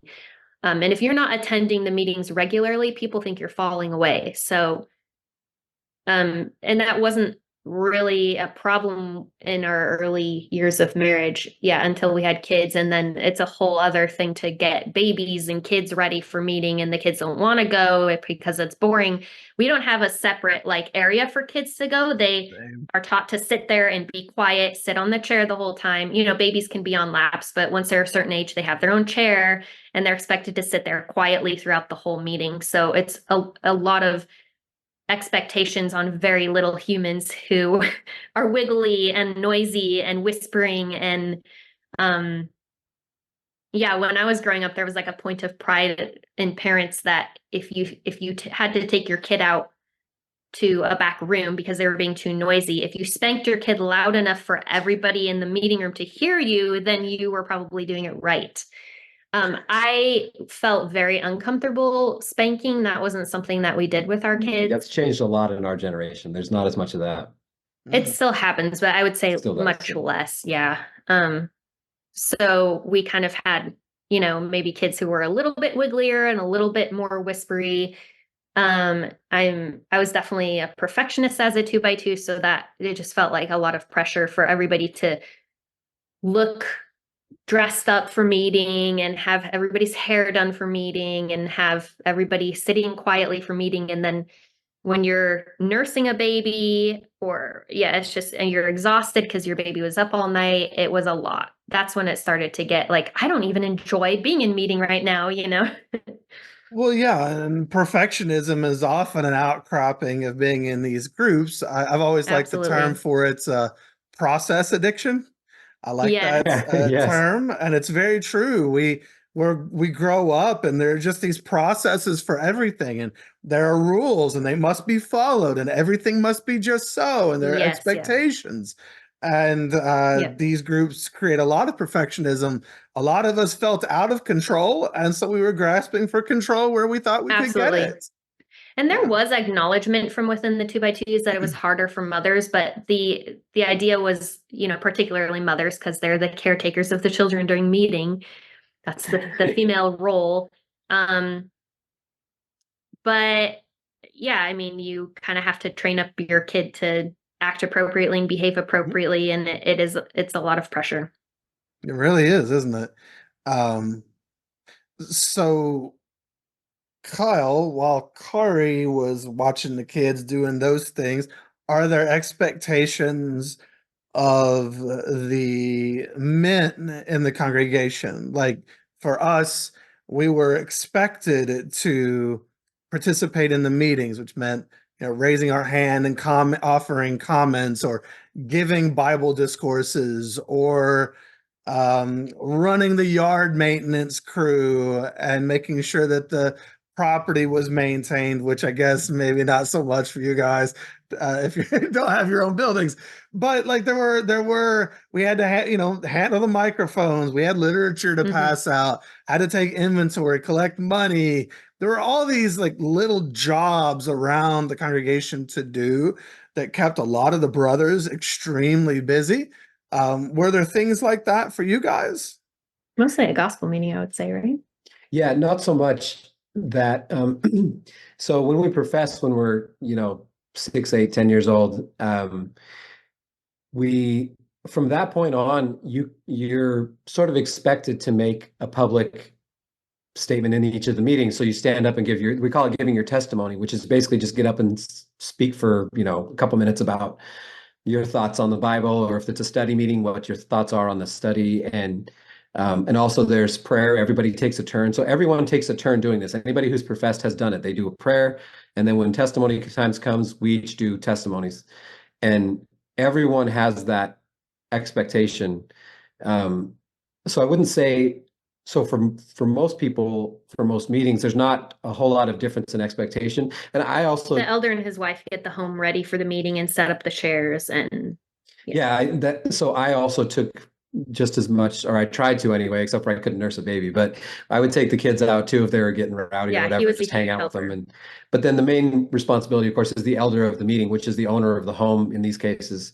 And they sort of officiate the meeting. They tell people what's coming up next or whatever. The So gospel meetings, the boys and the men set the chairs up for it. So a gospel meeting is much bigger. It's like 1 to 200 people. So it's all the local study meetings. yeah, so you have to, everyone brings like a bunch of not everyone, but people who own folding chairs, like the elders will bring a bunch of folding chairs and they'll bring them into the school or the hall or whatever it might be that you've rented for gospel meeting. And then the men set up the chairs and take them down after and handle the microphone for the workers. We should talk about like the format of Sunday morning meeting. I don't think we've really Well, I think we've kind of covered all of it as far as like prayer and they're all the same. Like it's not an open discussion roundtable thing. Yeah, no discussion. There are chairs set up around the edge of the room for about 20 people. I would say the average Sunday morning meeting was like, depending on your area, other areas of the country where there were less people might be really small, but our meetings growing up were always around 20 to 30 people. And you come in quietly. There's no talking before meeting. You sit down. The emblems are in the middle of the room, which would be the grape juice and the bread. That's what our emblems are. And they're covered with like a cloth usually. So you have to be careful not to hit them because if you hit the emblems and the grape juice goes flying. Keep your kids away from running into it. That happened at my home when we had a meeting in our home growing up a couple of times, and it was always a big disaster. Anyway, so you come into the meeting, you sit down, they open the meeting with a hymn from the only thing 2x2s have is a hymn book. Which is published through a company in UK, and it is a 2x2 specific hymn book. They're very hard to get your hands on. We tried to get a new one time, and we couldn't figure out how to do it. Yeah, they're hard to find, but elders sometimes would keep them in stock, and you could purchase one from an elder. So somebody would choose a hymn to start the meeting, and then you would have prayer, and everybody who was professing would go around the room just randomly, not necessarily in order, and pray. And then that was seated in the US, but other countries sometimes will kneel by their chairs. Like in the UK, when I visited there, they knelt in front of their chairs, which was really hard for older people. But when we were growing up, we sat to pray. And then, but you bow your head and close your eyes. Mm-hmm. And then after prayer is another hymn. And then it's testimony time, which is where everybody who's professing has like a 1 to 2 minute or maybe shorter, even 30-second to minute long testimony. You read a verse, you share a thought that you've had for the week or something that you're working on. And usually lots of, self discrimination, like, oh, I'm just like, I'm not humble enough, or I've been too prideful this week or whatever. And then, you have usually half of a hymn, then they do the emblems, which they pass around the room, and anybody who's baptized can partake of the emblems. And then you sing the second half of the hymn, and then the meeting is over. The only difference between Sunday morning meeting and Wednesday night meeting is Wednesday night meeting does not have emblems. And then the gospel meetings are where the whole field, so all these individual meetings come together in a hall of about 1 to 200 people. And everybody sits and listens to the workers preach the gospel. So nobody else in the congregation participates in the gospel meetings. So that's pretty much the format, which we should have gone over in the beginning, but. Oh, no, okay. That's interesting. So can I ask, so were you all, I mean, you're here talking to me. So obviously things have changed at some point, but yeah. So were you true believers? Like, did you really vibe with this thing? Was this something you really felt and appreciated in your life? Did you ever have doubts? So if you were these true believers, I was a true believer as one of Jehovah's Witnesses, but there were things all along the way, even as a kid, there were things that I would notice and I would think that feels weird, or that doesn't quite add up. We're taught A, but B over here seems to contradict it, right? Which then creates cognitive dissonance, that discomfort internally. And it's like, well, I just, have to trust God or trust the leadership, or who am I to know anything? And shove that stuff down. But it all went on a shelf that sometimes Mhm. people talk about, that We've proverbial talked about the shelf. shelf, Yeah, I yeah. And love then that eventually analogy. the shelf falls. Did you all Yeah. have things that throughout the years that you saw that were kind of doubts in your mind, or did your shelf kind of more suddenly break in some way at the end? I'm ashamed to say, well into my 20s, I did not have any doubts or questions. Like I can say that. I was hardcore. This Sure. is true. This is correct. It's the Mhm. only way. It's the only right way. Was I that did have perfectionism, scrupulosity, right? perfectionism, and I had scrupulosity OCD, Mm. which was quite tormenting at times because anytime the thought of prayer or talking to God popped into my head, I had to go bow beside my bed and actually pray to God. We didn't just like talk to God, and well, some people might do this. I didn't necessarily just talk to God in my head throughout the day. I would need to go bow beside my bed and pray and enter into the place of prayer. The process. So that, yeah. So with scrupulosity OCD, I felt like if the thought of prayer popped into my head and I didn't go pray, and then, maybe I would die in a car accident that day, would I really be saved? So I was constantly tortured by these anxieties and these thoughts of one foot on the edge of hell all the time, because hell is a very literal, real thing to a 2x2. And especially when you're a kid, it's terrifying. But no, I really didn't have any doubts until my 20s. And it was in my 20s, I remember a huge turning point for me with Philando Castile's murder. And I started, questioning racism and homophobia and all of these things that were kind of just innately in me because that was the group that I was born into and raised in. And 2x2s are mostly white people, I was wondering about mostly that. middle class, So homophobia for me was a big one. I started that one never made sense to me. I was like, why can't people just love each other? Like, how can love be wrong? So that probably was one of my earliest cracks. And it really wasn't until I had kids and my kids started asking questions. Like my daughter questioned everything from the time she could talk. Like, why do we have to look different as women? Why can't, just questions that I had never been allowed to ask myself. And I realized how hard of a time I had coming up with answers for her. And she was very social justice minded. So she asked about the news and paid attention to things. I mean, I'm talking like 4, 5, 6 years old, like, well, that's not right that this happened, or that's not right that they won't allow those people to get married, or, so it really opened up my critical thinking to like, it's okay to ask questions because she's asking questions and that's how she's learning. So why can't I ask questions and learn? And then we were homeschooling at the time, and I really wanted them to have a secular education. And looking back, I'm not even sure why that was so important to me. I did read the Bible to them, but I wanted them to learn evolution, even though I didn't believe in evolution growing up.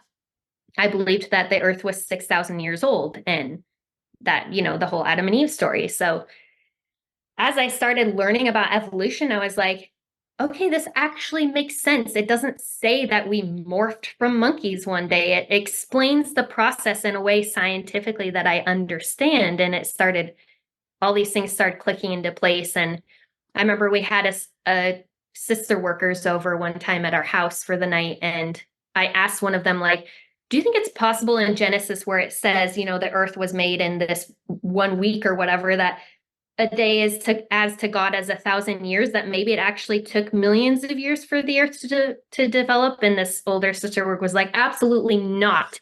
It says the morning and the evening were day one, and that is very literal. And I was like, yeah, but that was before God even made the sun. And like I had these my questions were absolutely shut down.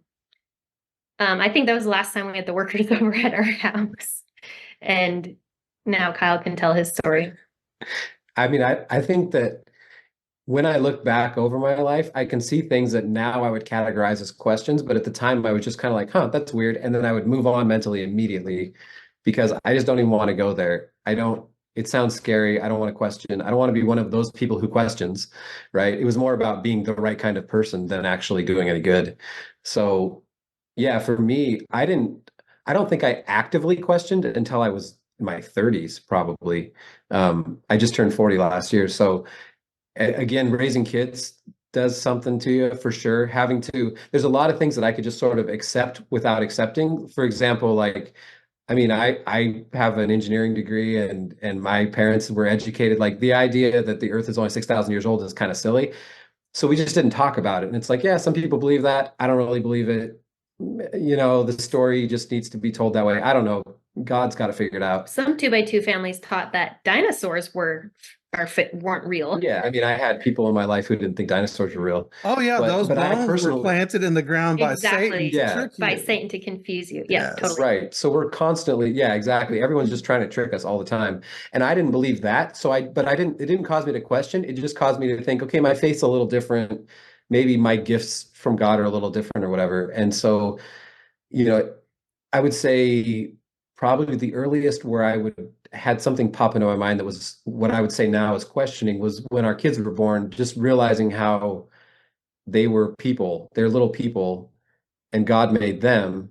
And the instruction you get from the workers and you hear in meetings is how to change those people into what God will accept.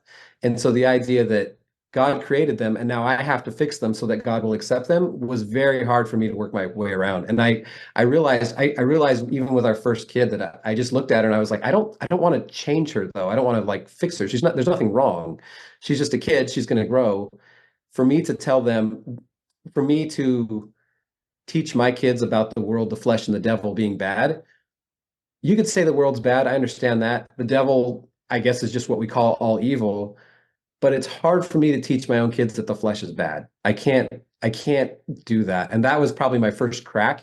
And it wasn't, I mean, our daughter's 12 now, and we just left a few years ago. So it was probably 7, 8 years before I would have even looked back and realized that was a doubt. It was just something I kind of put on the shelf and left there.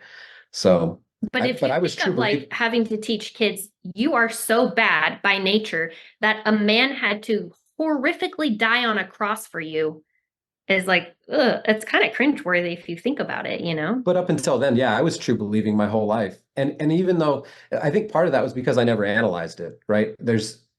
I was true believing because I never allowed myself, explicitly never allowed myself to even look at it.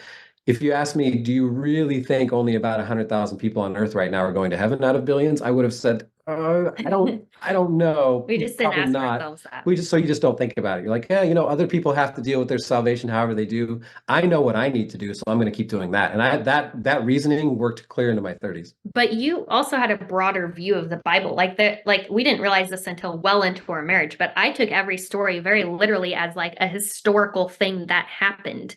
And Kyle had this, well, maybe it's like, myth, but it teaches us a lesson. And I was horrified when I found out that he thought that way, because I was like, are you saying the Bible isn't true? No, this is in the Bible. It is true. It is God's word. Like that was an interesting thing that we discovered well into our marriage. Oh, I'm sure.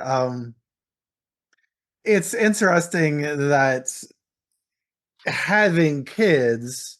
So when I talk to a lot of the ex-witnesses who come on, I'll often ask them, do you know where this started in your family? Do you know where it goes back to? And a lot of the stories begin with parents had a kid and they had never been Jehovah's Witnesses before, and they were looking for some sort of structure or stability, a community. They were looking for something because having a child is a very vulnerable place. I've got this little human being, and what in the world do I do with this? And what do I teach it? And so they're looking. A lot of times people are looking for something, and then Jehovah's Witnesses knock on their door. Exactly. And then they get love bombed. About our grandparents. Yes. And here they come in. But conversely, and much like you guys, on the opposite side of that, sometimes it's unfortunately not till generations later, but somebody has kids and they're now trying to teach their kids the things that they were taught. And in doing so, they're realizing as they verbalize this to a little human being, this doesn't sound good. You Yeah. know, I mean, you talk like the concept of original sin, I like to refer to as original gaslighting, because it's just like there to make you feel bad Yeah. about Right, who you right. are from the there was a one of the governing body members, one of the leaders of Jehovah's Witnesses recently gave a talk where he talked about how babies were born little enemies of God because they do not yet Wow. know Yeah. God. And it's like, Yeah. dude, you just said babies are little enemies of God. Like you said Right. that aloud publicly. It's recorded. That's Right. messed up. And I Yeah. think we Yeah. all on a human level know that that's kind of messed up. Yeah. And so it's when you're looking at this small child, I'm glad that it's just interesting that that's kind of, it sounds like for you guys, a little bit of the tipping point was, oh, wait, now I have to explain this to somebody else. Yep. Yes. You Yeah, all never had exactly. to do door to door like we did. Well, and But every parent is aware that their child could grow up and go in the work. And, workers are Mhm. people who volunteer for the ministry because they feel like God has called them. It's a calling. So then if you feel called to go into the work, you would go to your workers and say, I'm feeling called to offer for the work. And then you would, I don't know the exact process because I never was a worker, but I assume there's lots of discussions and then either the person is accepted into the ministry or they're not. But having children, the idea of one of them someday potentially becoming a worker started to sound more and more terrifying to both of us. Like we were, that's not the life that we wanted for our children. It's seen as the ultimate self-sacrifice and your reward is in heaven, but it's not a fun life while you're here on this earth. And then COVID was the thing that broke our shelf for sure. You can talk Yeah. about that if you want. Yeah, so we had all those, I think we had those sort of latent things in our heads, but I don't think either one of us doubted really anything And we until, weren't talking about it with each other. yeah, we weren't talking about it. I mean, this is all post-rationalization of earlier Mhm. thoughts, for Yeah, sure. yeah. It's where we realized we were primed for something like this. And then COVID hit, and I won't get into probably too much detail about it because I know it's kind of a emotional topic for a lot of people, how COVID was handled. But, for us seeing that there was a lot of disagreement with how to handle COVID among the group. Should we, hey, we all get together in someone's home and we all share a 1 cup of an emblem, and we all sing out loud and stuff. Should we do that while there's a global pandemic going on? Some We both people, have chronic health issues and we have a child with chronic health issues. yeah. So some people felt like that, if we really have faith and we really believe, we should absolutely keep right on doing what we're doing, no matter what the government tells us. And other people were saying, hey, this is, I'm a doctor. I'm a professing doctor. I'm a 2x2 doctor. I don't think you should do this. And here's why. And there was a lot of disagreement. And even some overseers handled it different than other overseers in different areas. Yeah, there was a lot of division. A lot of division, but everybody on each side of the division felt like they had the God-blessed way of doing this, and we're really looking down on other people. There We was actually division had, to the point where groups of people in certain states were moving out of state to other areas within the 2x2s. and so you Okay. started seeing these factions of like you'd have one faction that's trying to do the right thing, in my opinion, and then you have other factions who are getting very into conspiracy theories. There was a worker, I'm not even going to say where this worker was from, but he wrote a letter saying that he thought that the vaccines had the mark of the beast in them and released it publicly. And To be fair, he did get removed from the work for a while for about that. a year, yeah. And I just saw all this craziness, and it just hit me all at once. Like these are not. This isn't led by God. This is just chaos. This is just normal chaos. I mean, and it's okay, by the way. Like It's it's happening okay. everywhere. It's okay to have disagreements and stuff. That's healthy. That's what humans do. But the 2x2s aren't supposed to have that. Right. But we're all about unity. We say unity a lot. And then to realize that people's health and lives are in the balance here. And there's just a lot of finger pointing and People we angst. knew our age were dying of COVID. Yeah, there was someone I knew who had a kid, one of my kids' age died, and there was disagreement about why the person died. And we know it was COVID, but they were arguing about it. And it just hit me all at once. Like like I said before, I had somewhat of a nuanced view in the sense of like, yeah, everybody here is doing the right thing, but maybe other people, other places, they can deal with God on their own. Maybe that's okay. when I realized that we also were having the same problems as everyone else was having, and it was having really detrimental impact to people, including us, we didn't feel safe going back. We felt like, you know, when I went to a store to go get groceries, I would wear a mask and I was around people that were being careful, and I'd go to work and I was, we were trying to space as best as we could. We didn't know what we were doing. We were trying the best we could. And then you go into the meetings and they're just telling you that God doesn't think you should care about this. We had a worker in our area email us and say, we really don't need to worry about giving people COVID because God is the one who puts the plague on people's houses. It says so in Deuteronomy. So if somebody gets COVID, it's because God put the plague on that house. And that letter was the moment I decided I wasn't going back. His shelf broke with that. My shelf completely broke. I had a lot on it, I realized. And now looking back, I had more than I realized. But when I realized that I couldn't actually trust the people around me very well, less than I could trust your average person on the street, then I was done. Because it's like, workers who do not have spouses, do not have jobs, do not have children, wholeheartedly believed it was more important to be in meeting, even if it did sacrifice your life. And we have children to take care of. We have, Kyle needed to go to work. He couldn't be sick out for a month. And we don't want one of our kids to be without a parent. Kyle has type 1 diabetes, which was one of the highest risk factors for COVID. And meetings went from basically, in our minds, the safest place that our children could be to one of the riskiest places that we could take our family. Yeah, it was the realization for me that the belief system made it more difficult to handle a normal problem. When your average person on the street can handle it better than you can with your doctrine layered on top of it, then the doctrine might need to go. And I actually even hold that a little bit separate from belief. I think you can believe, in God, you can believe in all kinds of things. But if your doctrine makes it harder for you to handle a normal thing, in some cases, or if it's harming people, if it makes it harder for you to deal with harm, then that's not good. And of course, that'll carry on into the next part of the conversation. But that is what broke it for us. And then the physical space during COVID as well was the physical space allowed us to have more mental separation and begin to deal with some of the questions that we had been, that had been piling up on our shelf. And we hit out for some time. I ended up processing very quickly. Too quick for Kyle because Kyle wanted to take his time with it. So that was a really difficult time in our marriage because I was like, the thought of going back to meeting was making me feel physically sick. I was like, I can't go back. I can't take our kids there. And he was like, not sure yet. This was at the end of 2020. We hadn't been to meetings since March 2020, despite lots of, the workers sending lots of emails trying to get us to go back and calling us and texting us and just kind of, when are you coming back? And, there is one meeting that's masking you could go to. And I told them, like, we will reach out to you if and when we are ready to come back. And so they stopped contacting us at that point.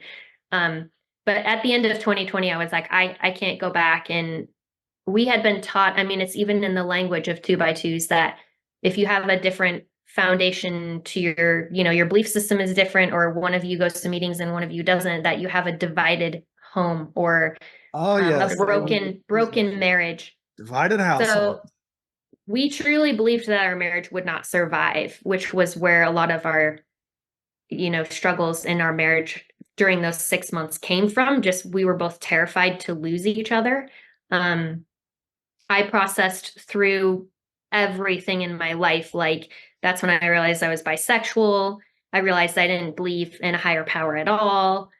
So I was like speeding through all of these steps, and Kyle was like, wait a minute, like every new revelation took me farther away from the person that he thought he had married. Really, I felt like I was becoming more myself, but understandably, because of our teaching and because of our background, they felt like betrayals to Kyle. So that was something that we had to work through. Individual therapy was very, very helpful for us. And Kyle caught up in his processing in many ways and can talk about that through the next year, really. Yeah, I think having a nuanced view maybe hurt me a little bit because I thought everybody could just kind of nuance their way through everything.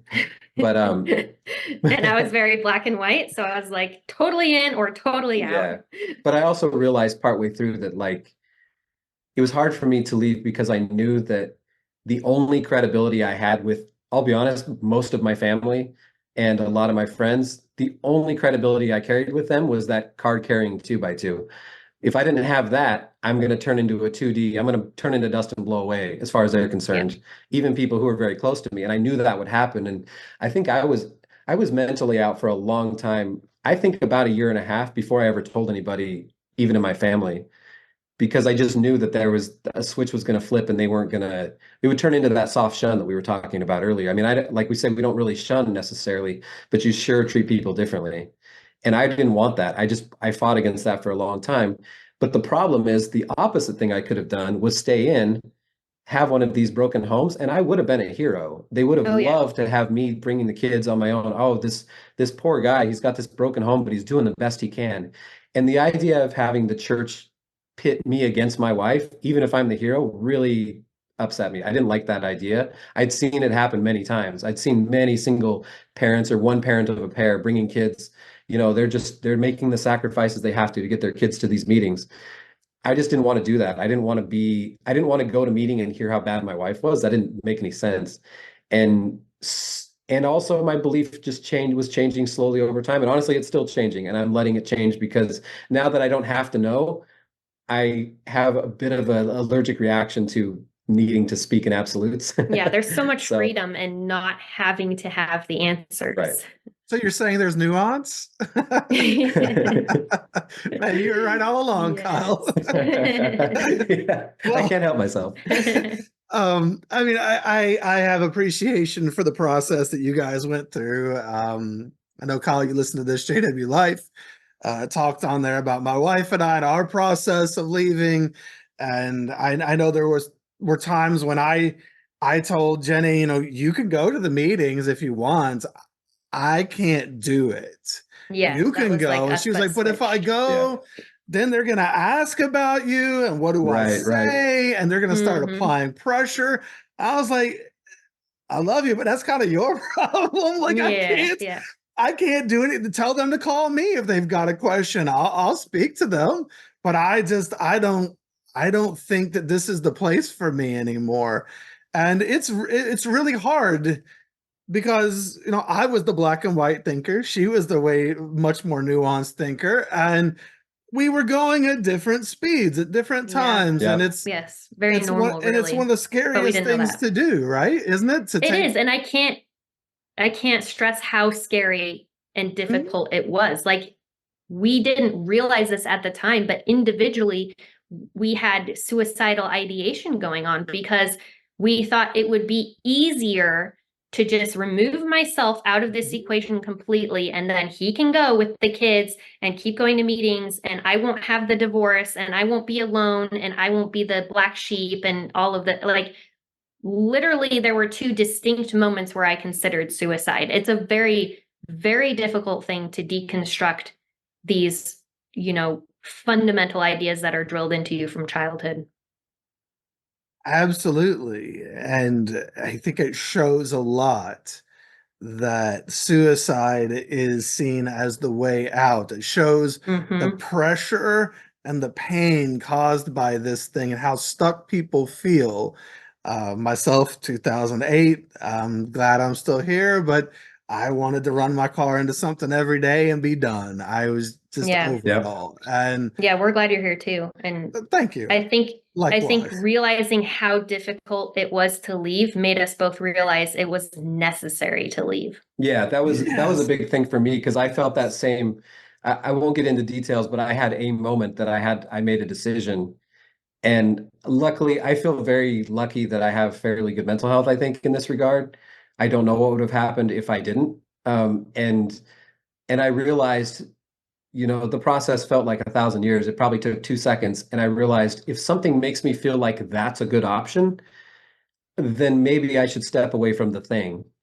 And I was already headed there anyway, but that I think was sort of the final straw for me, sort of internally. I said that I was going to leave and then I didn't believe it till later. That's when I believed it. It's like, I don't know what I'm doing. I have more questions than answers. I don't know what I think about how I'm raising my kids. My poor kids are stuck with me now who doesn't know how to raise them. But thinking that punishing other people around me by leaving them or, you know, the fact that all of these scenarios are bad comes just from the group, from what the group taught me. They don't have to be that. They can, Yeah, it's all made normal up. life isn't doing this to me. The normal life isn't actually doing this to me. The group think that I was raised with and the beliefs and doctrines that were sort of crammed into my brain that I never had a choice in, those are what are telling me to do this. So right or wrong, maybe I'm wrong. And in that moment when I made that decision, it was like, I might be making the wrong decision there, but I have to do what I think is the right thing. I got to take care of my family. Yeah. And when your life is already hell on earth, at that Right. point, it's like, maybe I am risking hell by leaving, but this is hell currently. Yeah, And exactly. yeah, it's like it comes to a point where the bad outweighs the good, and we felt like we had to. And it was so dark Step that away. she and I didn't tell each other that that had happened for a long time. And it was probably around the same time looking back. We were just such in dark places at that moment. So, you know, we're very lucky, I think, that we got through it. Mm-hmm. Yeah. Oh yeah. And I'm glad that you both did too, is because it's like you said, it's quite emblematic of what the thing was when leaving makes you feel that way. It maybe wasn't the best thing after all. If you feel like this is the only way out, then Exactly. this isn't. And how difficult that process was is what led me into wanting to start a support group. So we could go into that if you're ready to move on to that. Is there a formal leaving process, or you just, like you said, the workers called, you're like, hey, you know what, we're good, and they just so you all like faded away as witnesses would call I faded away. I haven't talked to anybody. I sent a text to my Sunday morning elder's wife, and I called my family members and told them, and I knew that they would get the word around. Some people write what they call exit letters and send them to like everybody in their church and sometimes the workers. Some people just like stop going and fade off into the sunset or whatever. I considered writing something, but I know from previous experience that nobody inside reads those letters. They don't. Why would you? Right? Well, I mean, they might read it, but they're not gonna hear it from an outsider now, so it doesn't really mean much to them. Doesn't mean much. Right. Well, it's like I disassociated. That's the term in the witnesses for writing the letter formally leaving the cult. And but as I always tell people, like, you don't write that letter for them to save them. Right. They're not going to read it. You write it for you. What do you, is there something that you need to get out there, to get off your chest? Is there a way? For many of us, we took a stand going in. Is there a way you would like to take a stand going out? Is there some way that this gives you closure? And, so that was kind of our path, but everybody leaves in different ways. It's whatever. Yeah. All that matters is that you leave and that you get out and that you find better things in life.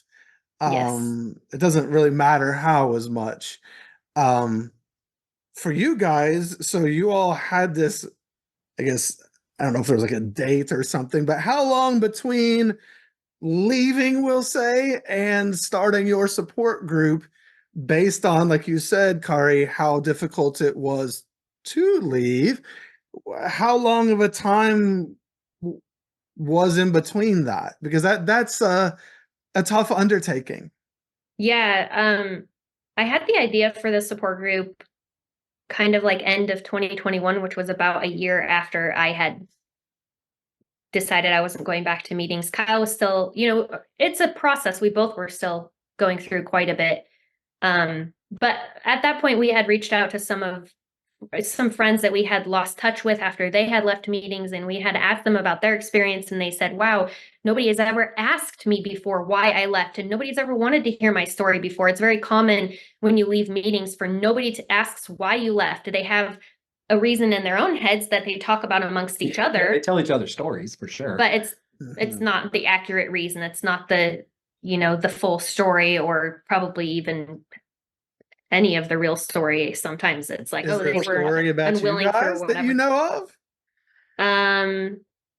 We actually heard one know. story that we'd been out for years, which was really funny. Oh yeah, I forgot about that one. But there's no way to know. I mean, I Yeah, think I that don't there's know. probably just rumors going around and whatever. I'm not think tied some in enough to the people community to hear it. think that, because of the prominence that we have in the ex community now, I think a lot of people believe that we wanted to take the church down all along, which has never been our goal. I want to make very clear, Not at all. if people Not even love consideration. memes and it fulfills them and they get something out of that and they're happy there, that's fantastic. Like I have no intention of bringing down the church, and that has never been my goal. My intention in starting our support group was, I had no clue what a lonely, difficult process it was. And in reconnecting with friends who were ex-members, that was something we heard over and over again, was it was difficult, it was lonely. And I realized these people are so brave and so courageous when I thought they were just unwilling or bitter or angry.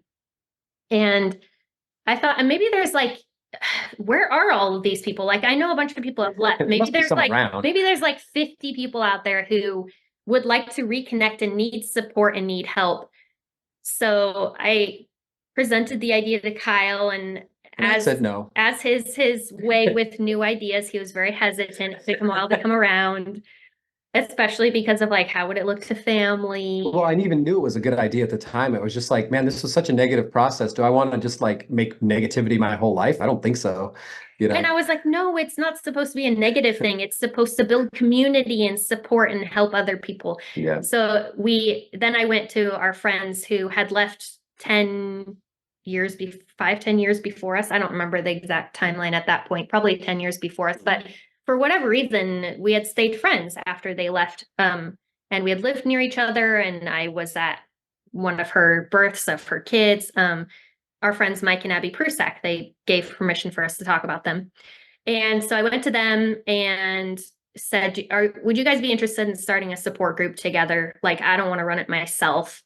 And they were like, yes, absolutely, 100% on board. So with three of us 100% on board and one very hesitant kind of, I was like 90% at that point. Yeah, he came around. We started the group in January 2022. And it slowly grew over time, like just word of mouth mostly. It's a private group, so you can't see like who membership is from Facebook inside. group or somewhere else? A Facebook group. Facebook, yeah. Facebook. For ex-2x2s. And there occasionally we would allow people in who were wanting to leave the church but hadn't left yet and needed support. We call them fence sitters or fencers. Ooh, okay. That's just the name us. Memos. Yeah, that's the name us admins came up with, and they were very rare back then, compared to now. Way back then. So that problem didn't come up very often. Anyway, so about a year into starting this group, we had 900 members. Sure. And this was March 2023. And our expectation, by the way, was like 100 or something. I literally thought 50 to 100 people. So that was already like beyond my wildest dreams. High end. 900 people. We figured over the years, we'd probably get a couple hundred maybe.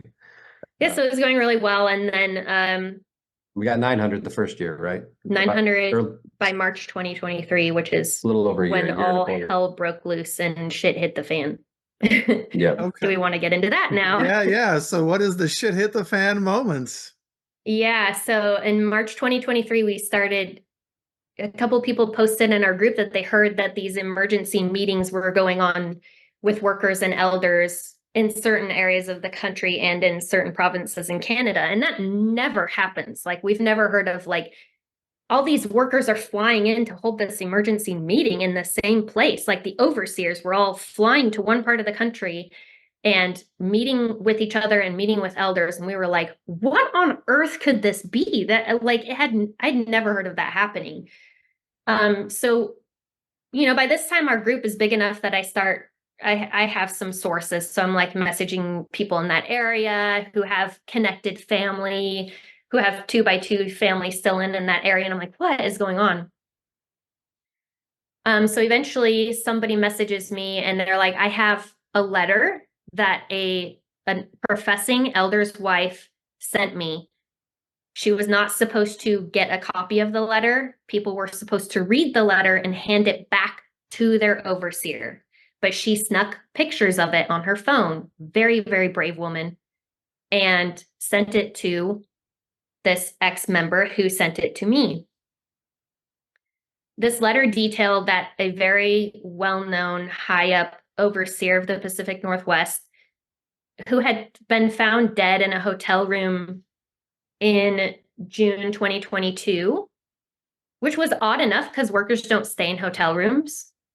They stay in people's homes. Oh, yeah, that's So right. it was very odd that he had been found dead in a hotel room, but we figured maybe he had been traveling to someone's home and felt like he was getting COVID or something and stopped. We didn't know why, but he had a huge funeral, like probably 500 to 1,000 people. Yeah, on a and convention grounds in a big building. It was quite the service. lots of workers, lots of hero worship, because Hundreds he of had been people. a very important overseer.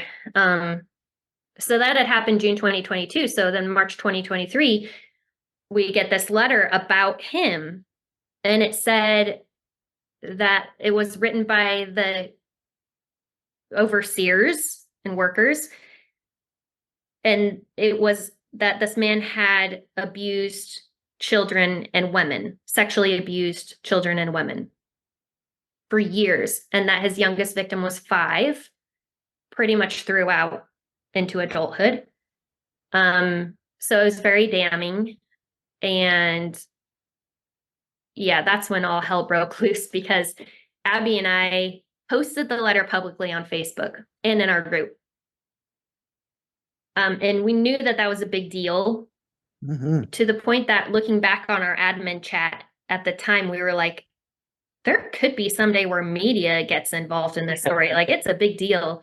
Little did we know. What we didn't know was that within the next 3-4 months, we would be getting thousands of messages from other victims of other workers and ministers and elders within the church. Hundreds and hundreds of them came and told their stories to us. We're not professionals. Like, we were referring people to RAIN, which is the National Hotline for Sexual Abuse. There were times where I was referring people to the hospital because they were suicidal. There was times where I was asking people to go check on people because they were suicidal. Because obviously, when this many victims are coming forward, they're reliving their trauma. They're retelling their stories of abuse. And their stories are, these were people, a lot of people that we knew within the church that we had grown up with, being abused by a lot of people that we knew within the church that we had stay in our homes, workers who were in our homes when we were little kids, So it was a very just surreal, mind-blowing situation to be in the middle of. Did you have a question? Were you also getting people? First of all, my heart goes out to all of those people who were so abused by this man or the system, or I assume there are, many others as well. Many others. But were you also just finding people maybe who had not been victims of that specific, sexual abuse or whatever, but who just read that and were like, oh no, this thing I believe in, like they were waking up because of that? And was that didn't happen quite, because I can see that being quite a shock to people. Yeah, it was a big shock, but everyone thought it was just this one man who had led a double life. And it wasn't so it was easy to kind of compartmentalize. Yeah, I think a lot of they were disappointed in the man himself, not the system.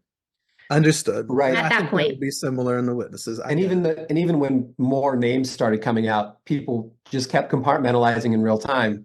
But once it gets up to, the allegations get into hundreds of people, hundreds of, allegations against individual people, you kind of stop compartmentalizing. You can't really do that anymore. There's still people who are, but we're seeing, we thought there would be more of that sort of faith crisis stuff up front. I think that's happening now, actually, still. It came later. Yeah, it was just such a shock initially that it was hard to... It took people quite a while to process. I would say a good 6 months before all of a sudden you had this tsunami of people leaving the church, because it just kept going, name after name after name after name. And the workers would write letters. Now there's allegations against so-and-so, and we would post those letters on our public Facebook, and people would message us like, how come our workers aren't telling us about this? We haven't heard about any of this. We're getting all of our information from you. We're getting all of our news from you. And there was a hotline that another group set up. And as of this date, the last numbers I heard were 700 different perpetrators have been called into the hotline. So different people accused of abuse have been named within the 2x2s, with over 1,500 victims. So a lot of those perpetrators had multiple victims within the church.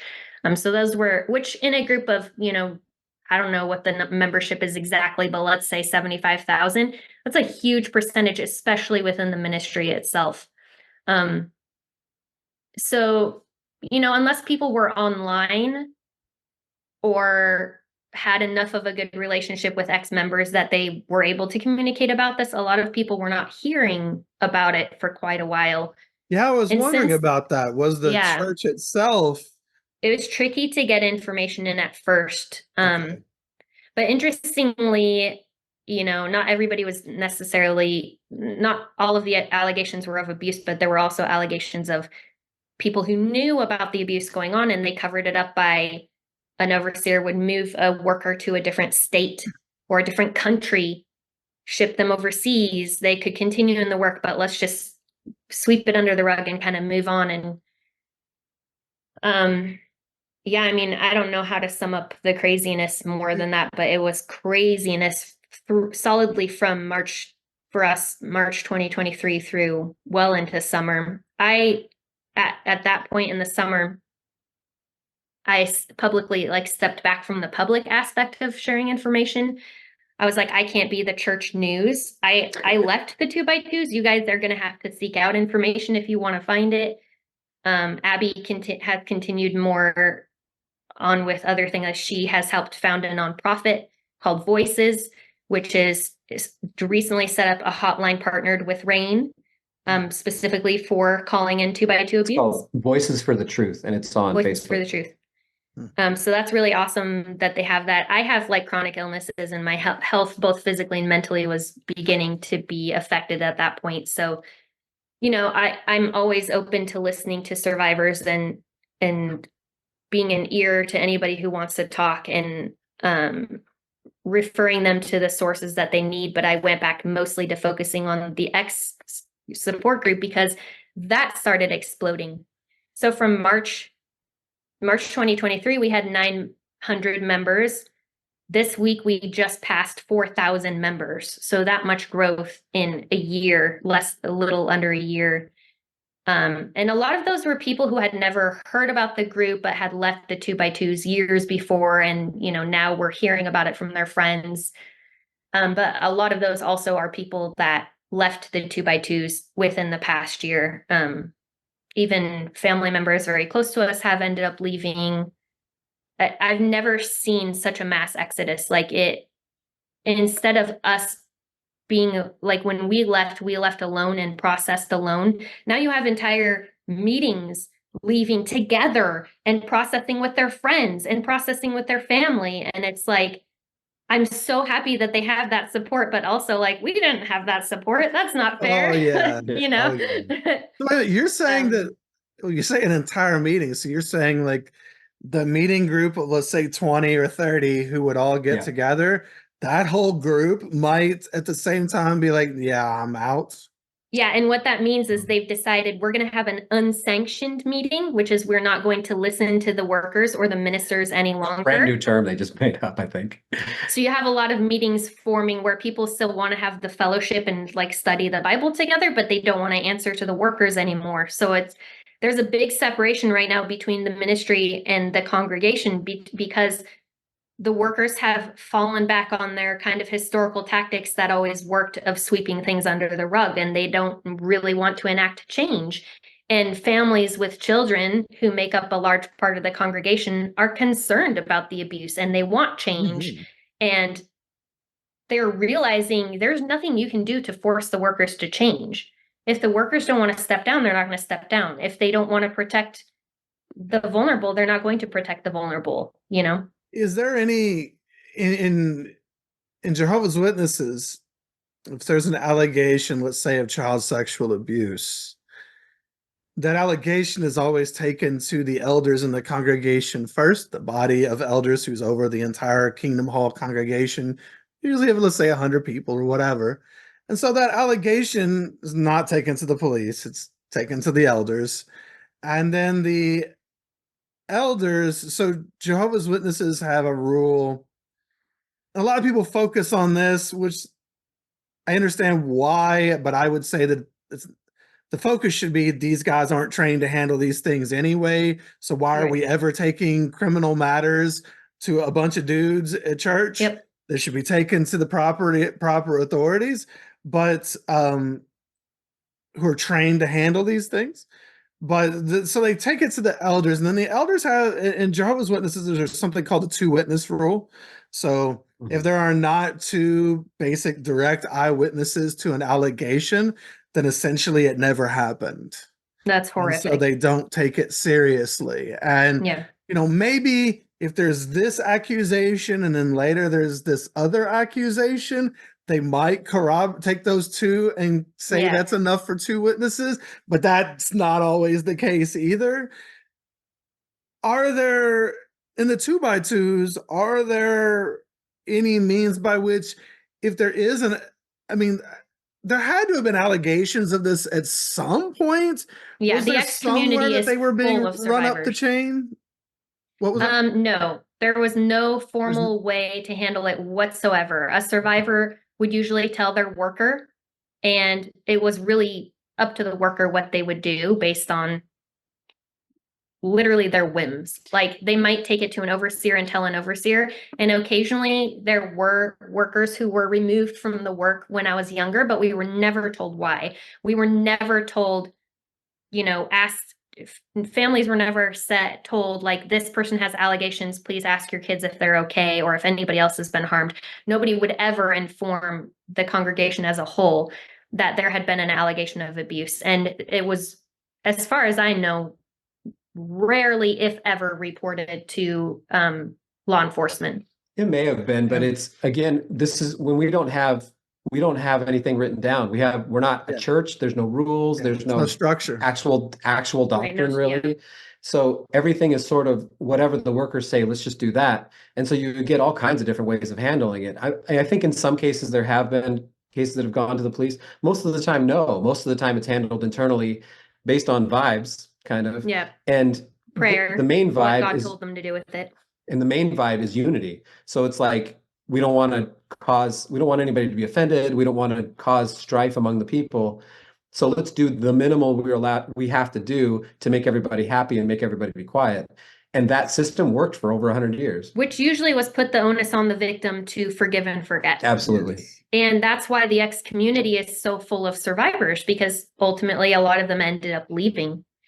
So now, there is a lot of media interest just because of the sheer numbers. We've had all kinds of media outlets contacting us and documentary producers. And just a week or 2 ago, or end of February, the FBI officially announced on their website that they are investigating the 2x2s, and that if anybody has information about abuse, to come forward. That's something that's very rare. The FBI doesn't often announce public investigations or let people know that they're investigating a certain entity or people or whatever.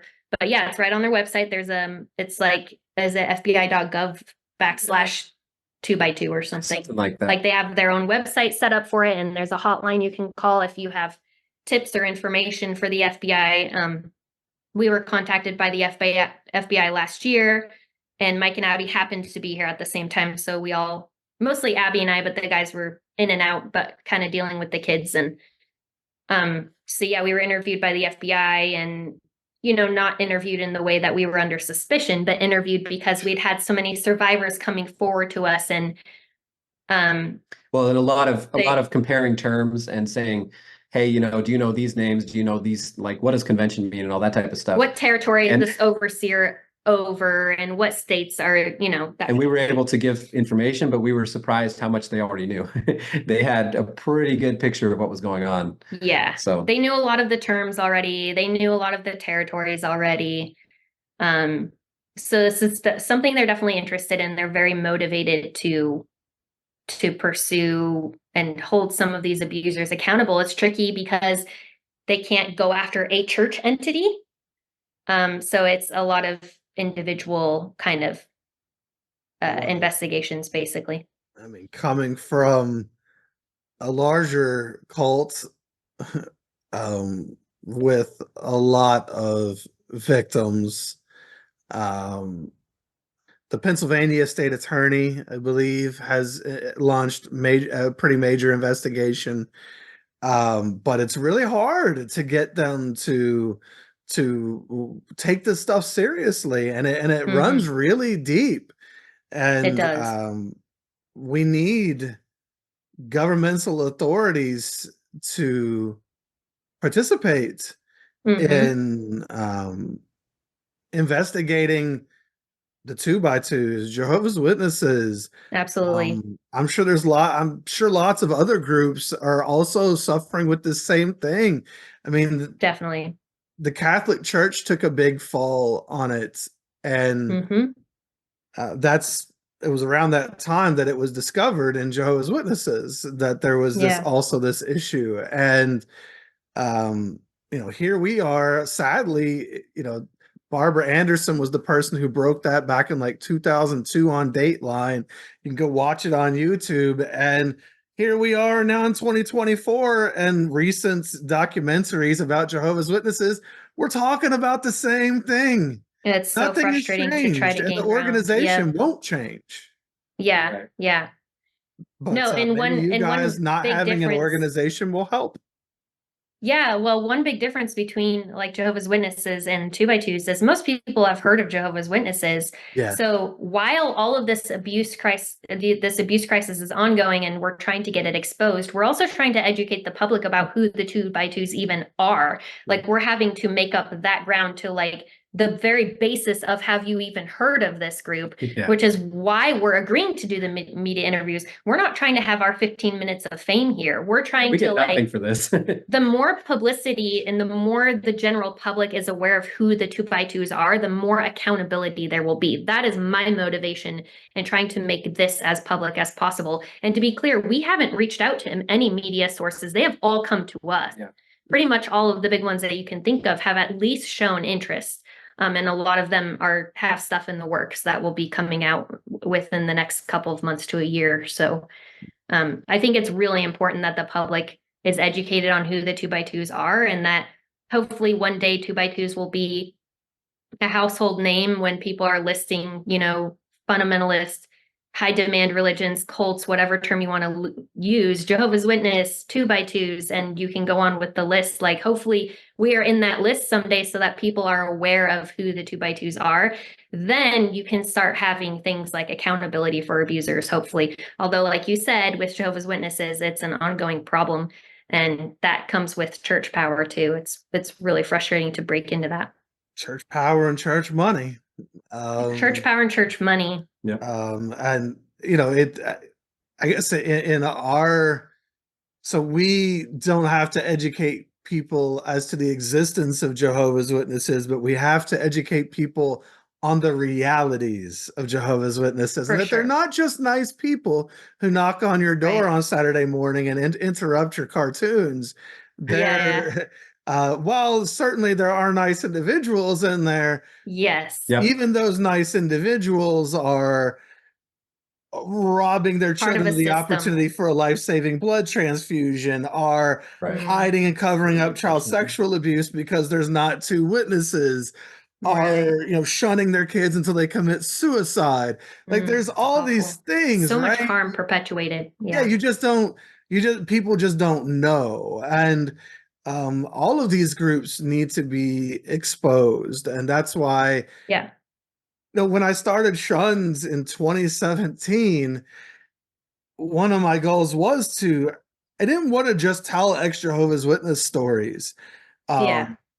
Obviously that's going to be a natural outcropping of this. My community is where I'm from, but I wanted to bring people like you guys on because there are a lot of other groups that also need to be exposed. And when I say that, I don't mean that in some mean, vindictive way. I just mean like Exactly. there's a reality that people don't know about, and everything we should let's put all of our cards on the table, right? Yes. And Yeah, then, exactly. and then you read a million Amazon reviews buying something simple. What?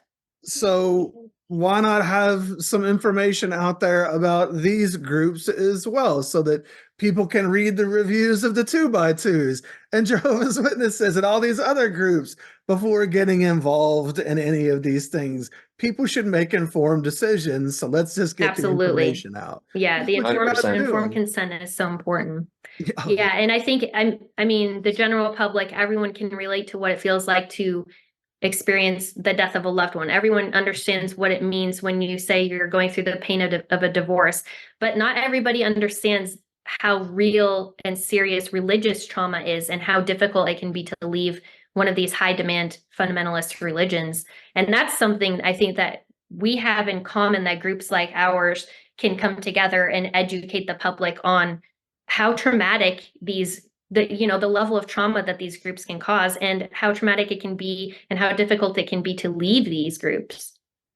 I'm currently involved. I was asked to be part of a fellowship of community leaders in ex-religious, ex-cult, coercive groups, whatever high control groups. And I'm working with some other individuals from other groups. That is awesome. And through the Rights and Religions Forum. And one of the things that we're talking about is exactly what you just mentioned. We need to educate the public and psychological professionals on Yes, therapists. the reality It's so hard to of find a religious therapist. trauma, and that it Yes. exists, and that it Absolutely. shouldn't just be swept under the rug. It's its own thing. Mhm. Perhaps it should be in the DSM, just like Yes. many other things. And it needs to be taken seriously. One of the biggest complaints that I hear in my cult recovery coaching practice and working with survivors is that they go to traditional therapists, and that therapist can't understand what it is to have religious trauma. And in fact, Exactly. sadly, sometimes that therapist ends up pushing their own religious values on that Yep. poor person who is just traumatized by this religious Yep. institution. Yeah. Exactly. I find it very triggering to go to religious therapists, and in the area where we live, a lot of therapists are religious, and it's been really hard to find a therapist that understands religious trauma. Yeah, and that's why I do what I do, and then that's why Yeah, hopefully that's really we can important create a work. groundswell of things like that, because there need to be places where people can go for professional help that actually helps and doesn't just trigger and re-traumatize people who've been through Exactly. this.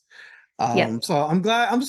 I love that you guys were open to coming on and telling not just your story, but the story of so many, and helping to educate the public as to who this group is, and some of the realities, both positive and some of the lovely experiences that I'm sure you guys have had along the way, but also there are some real dangers here.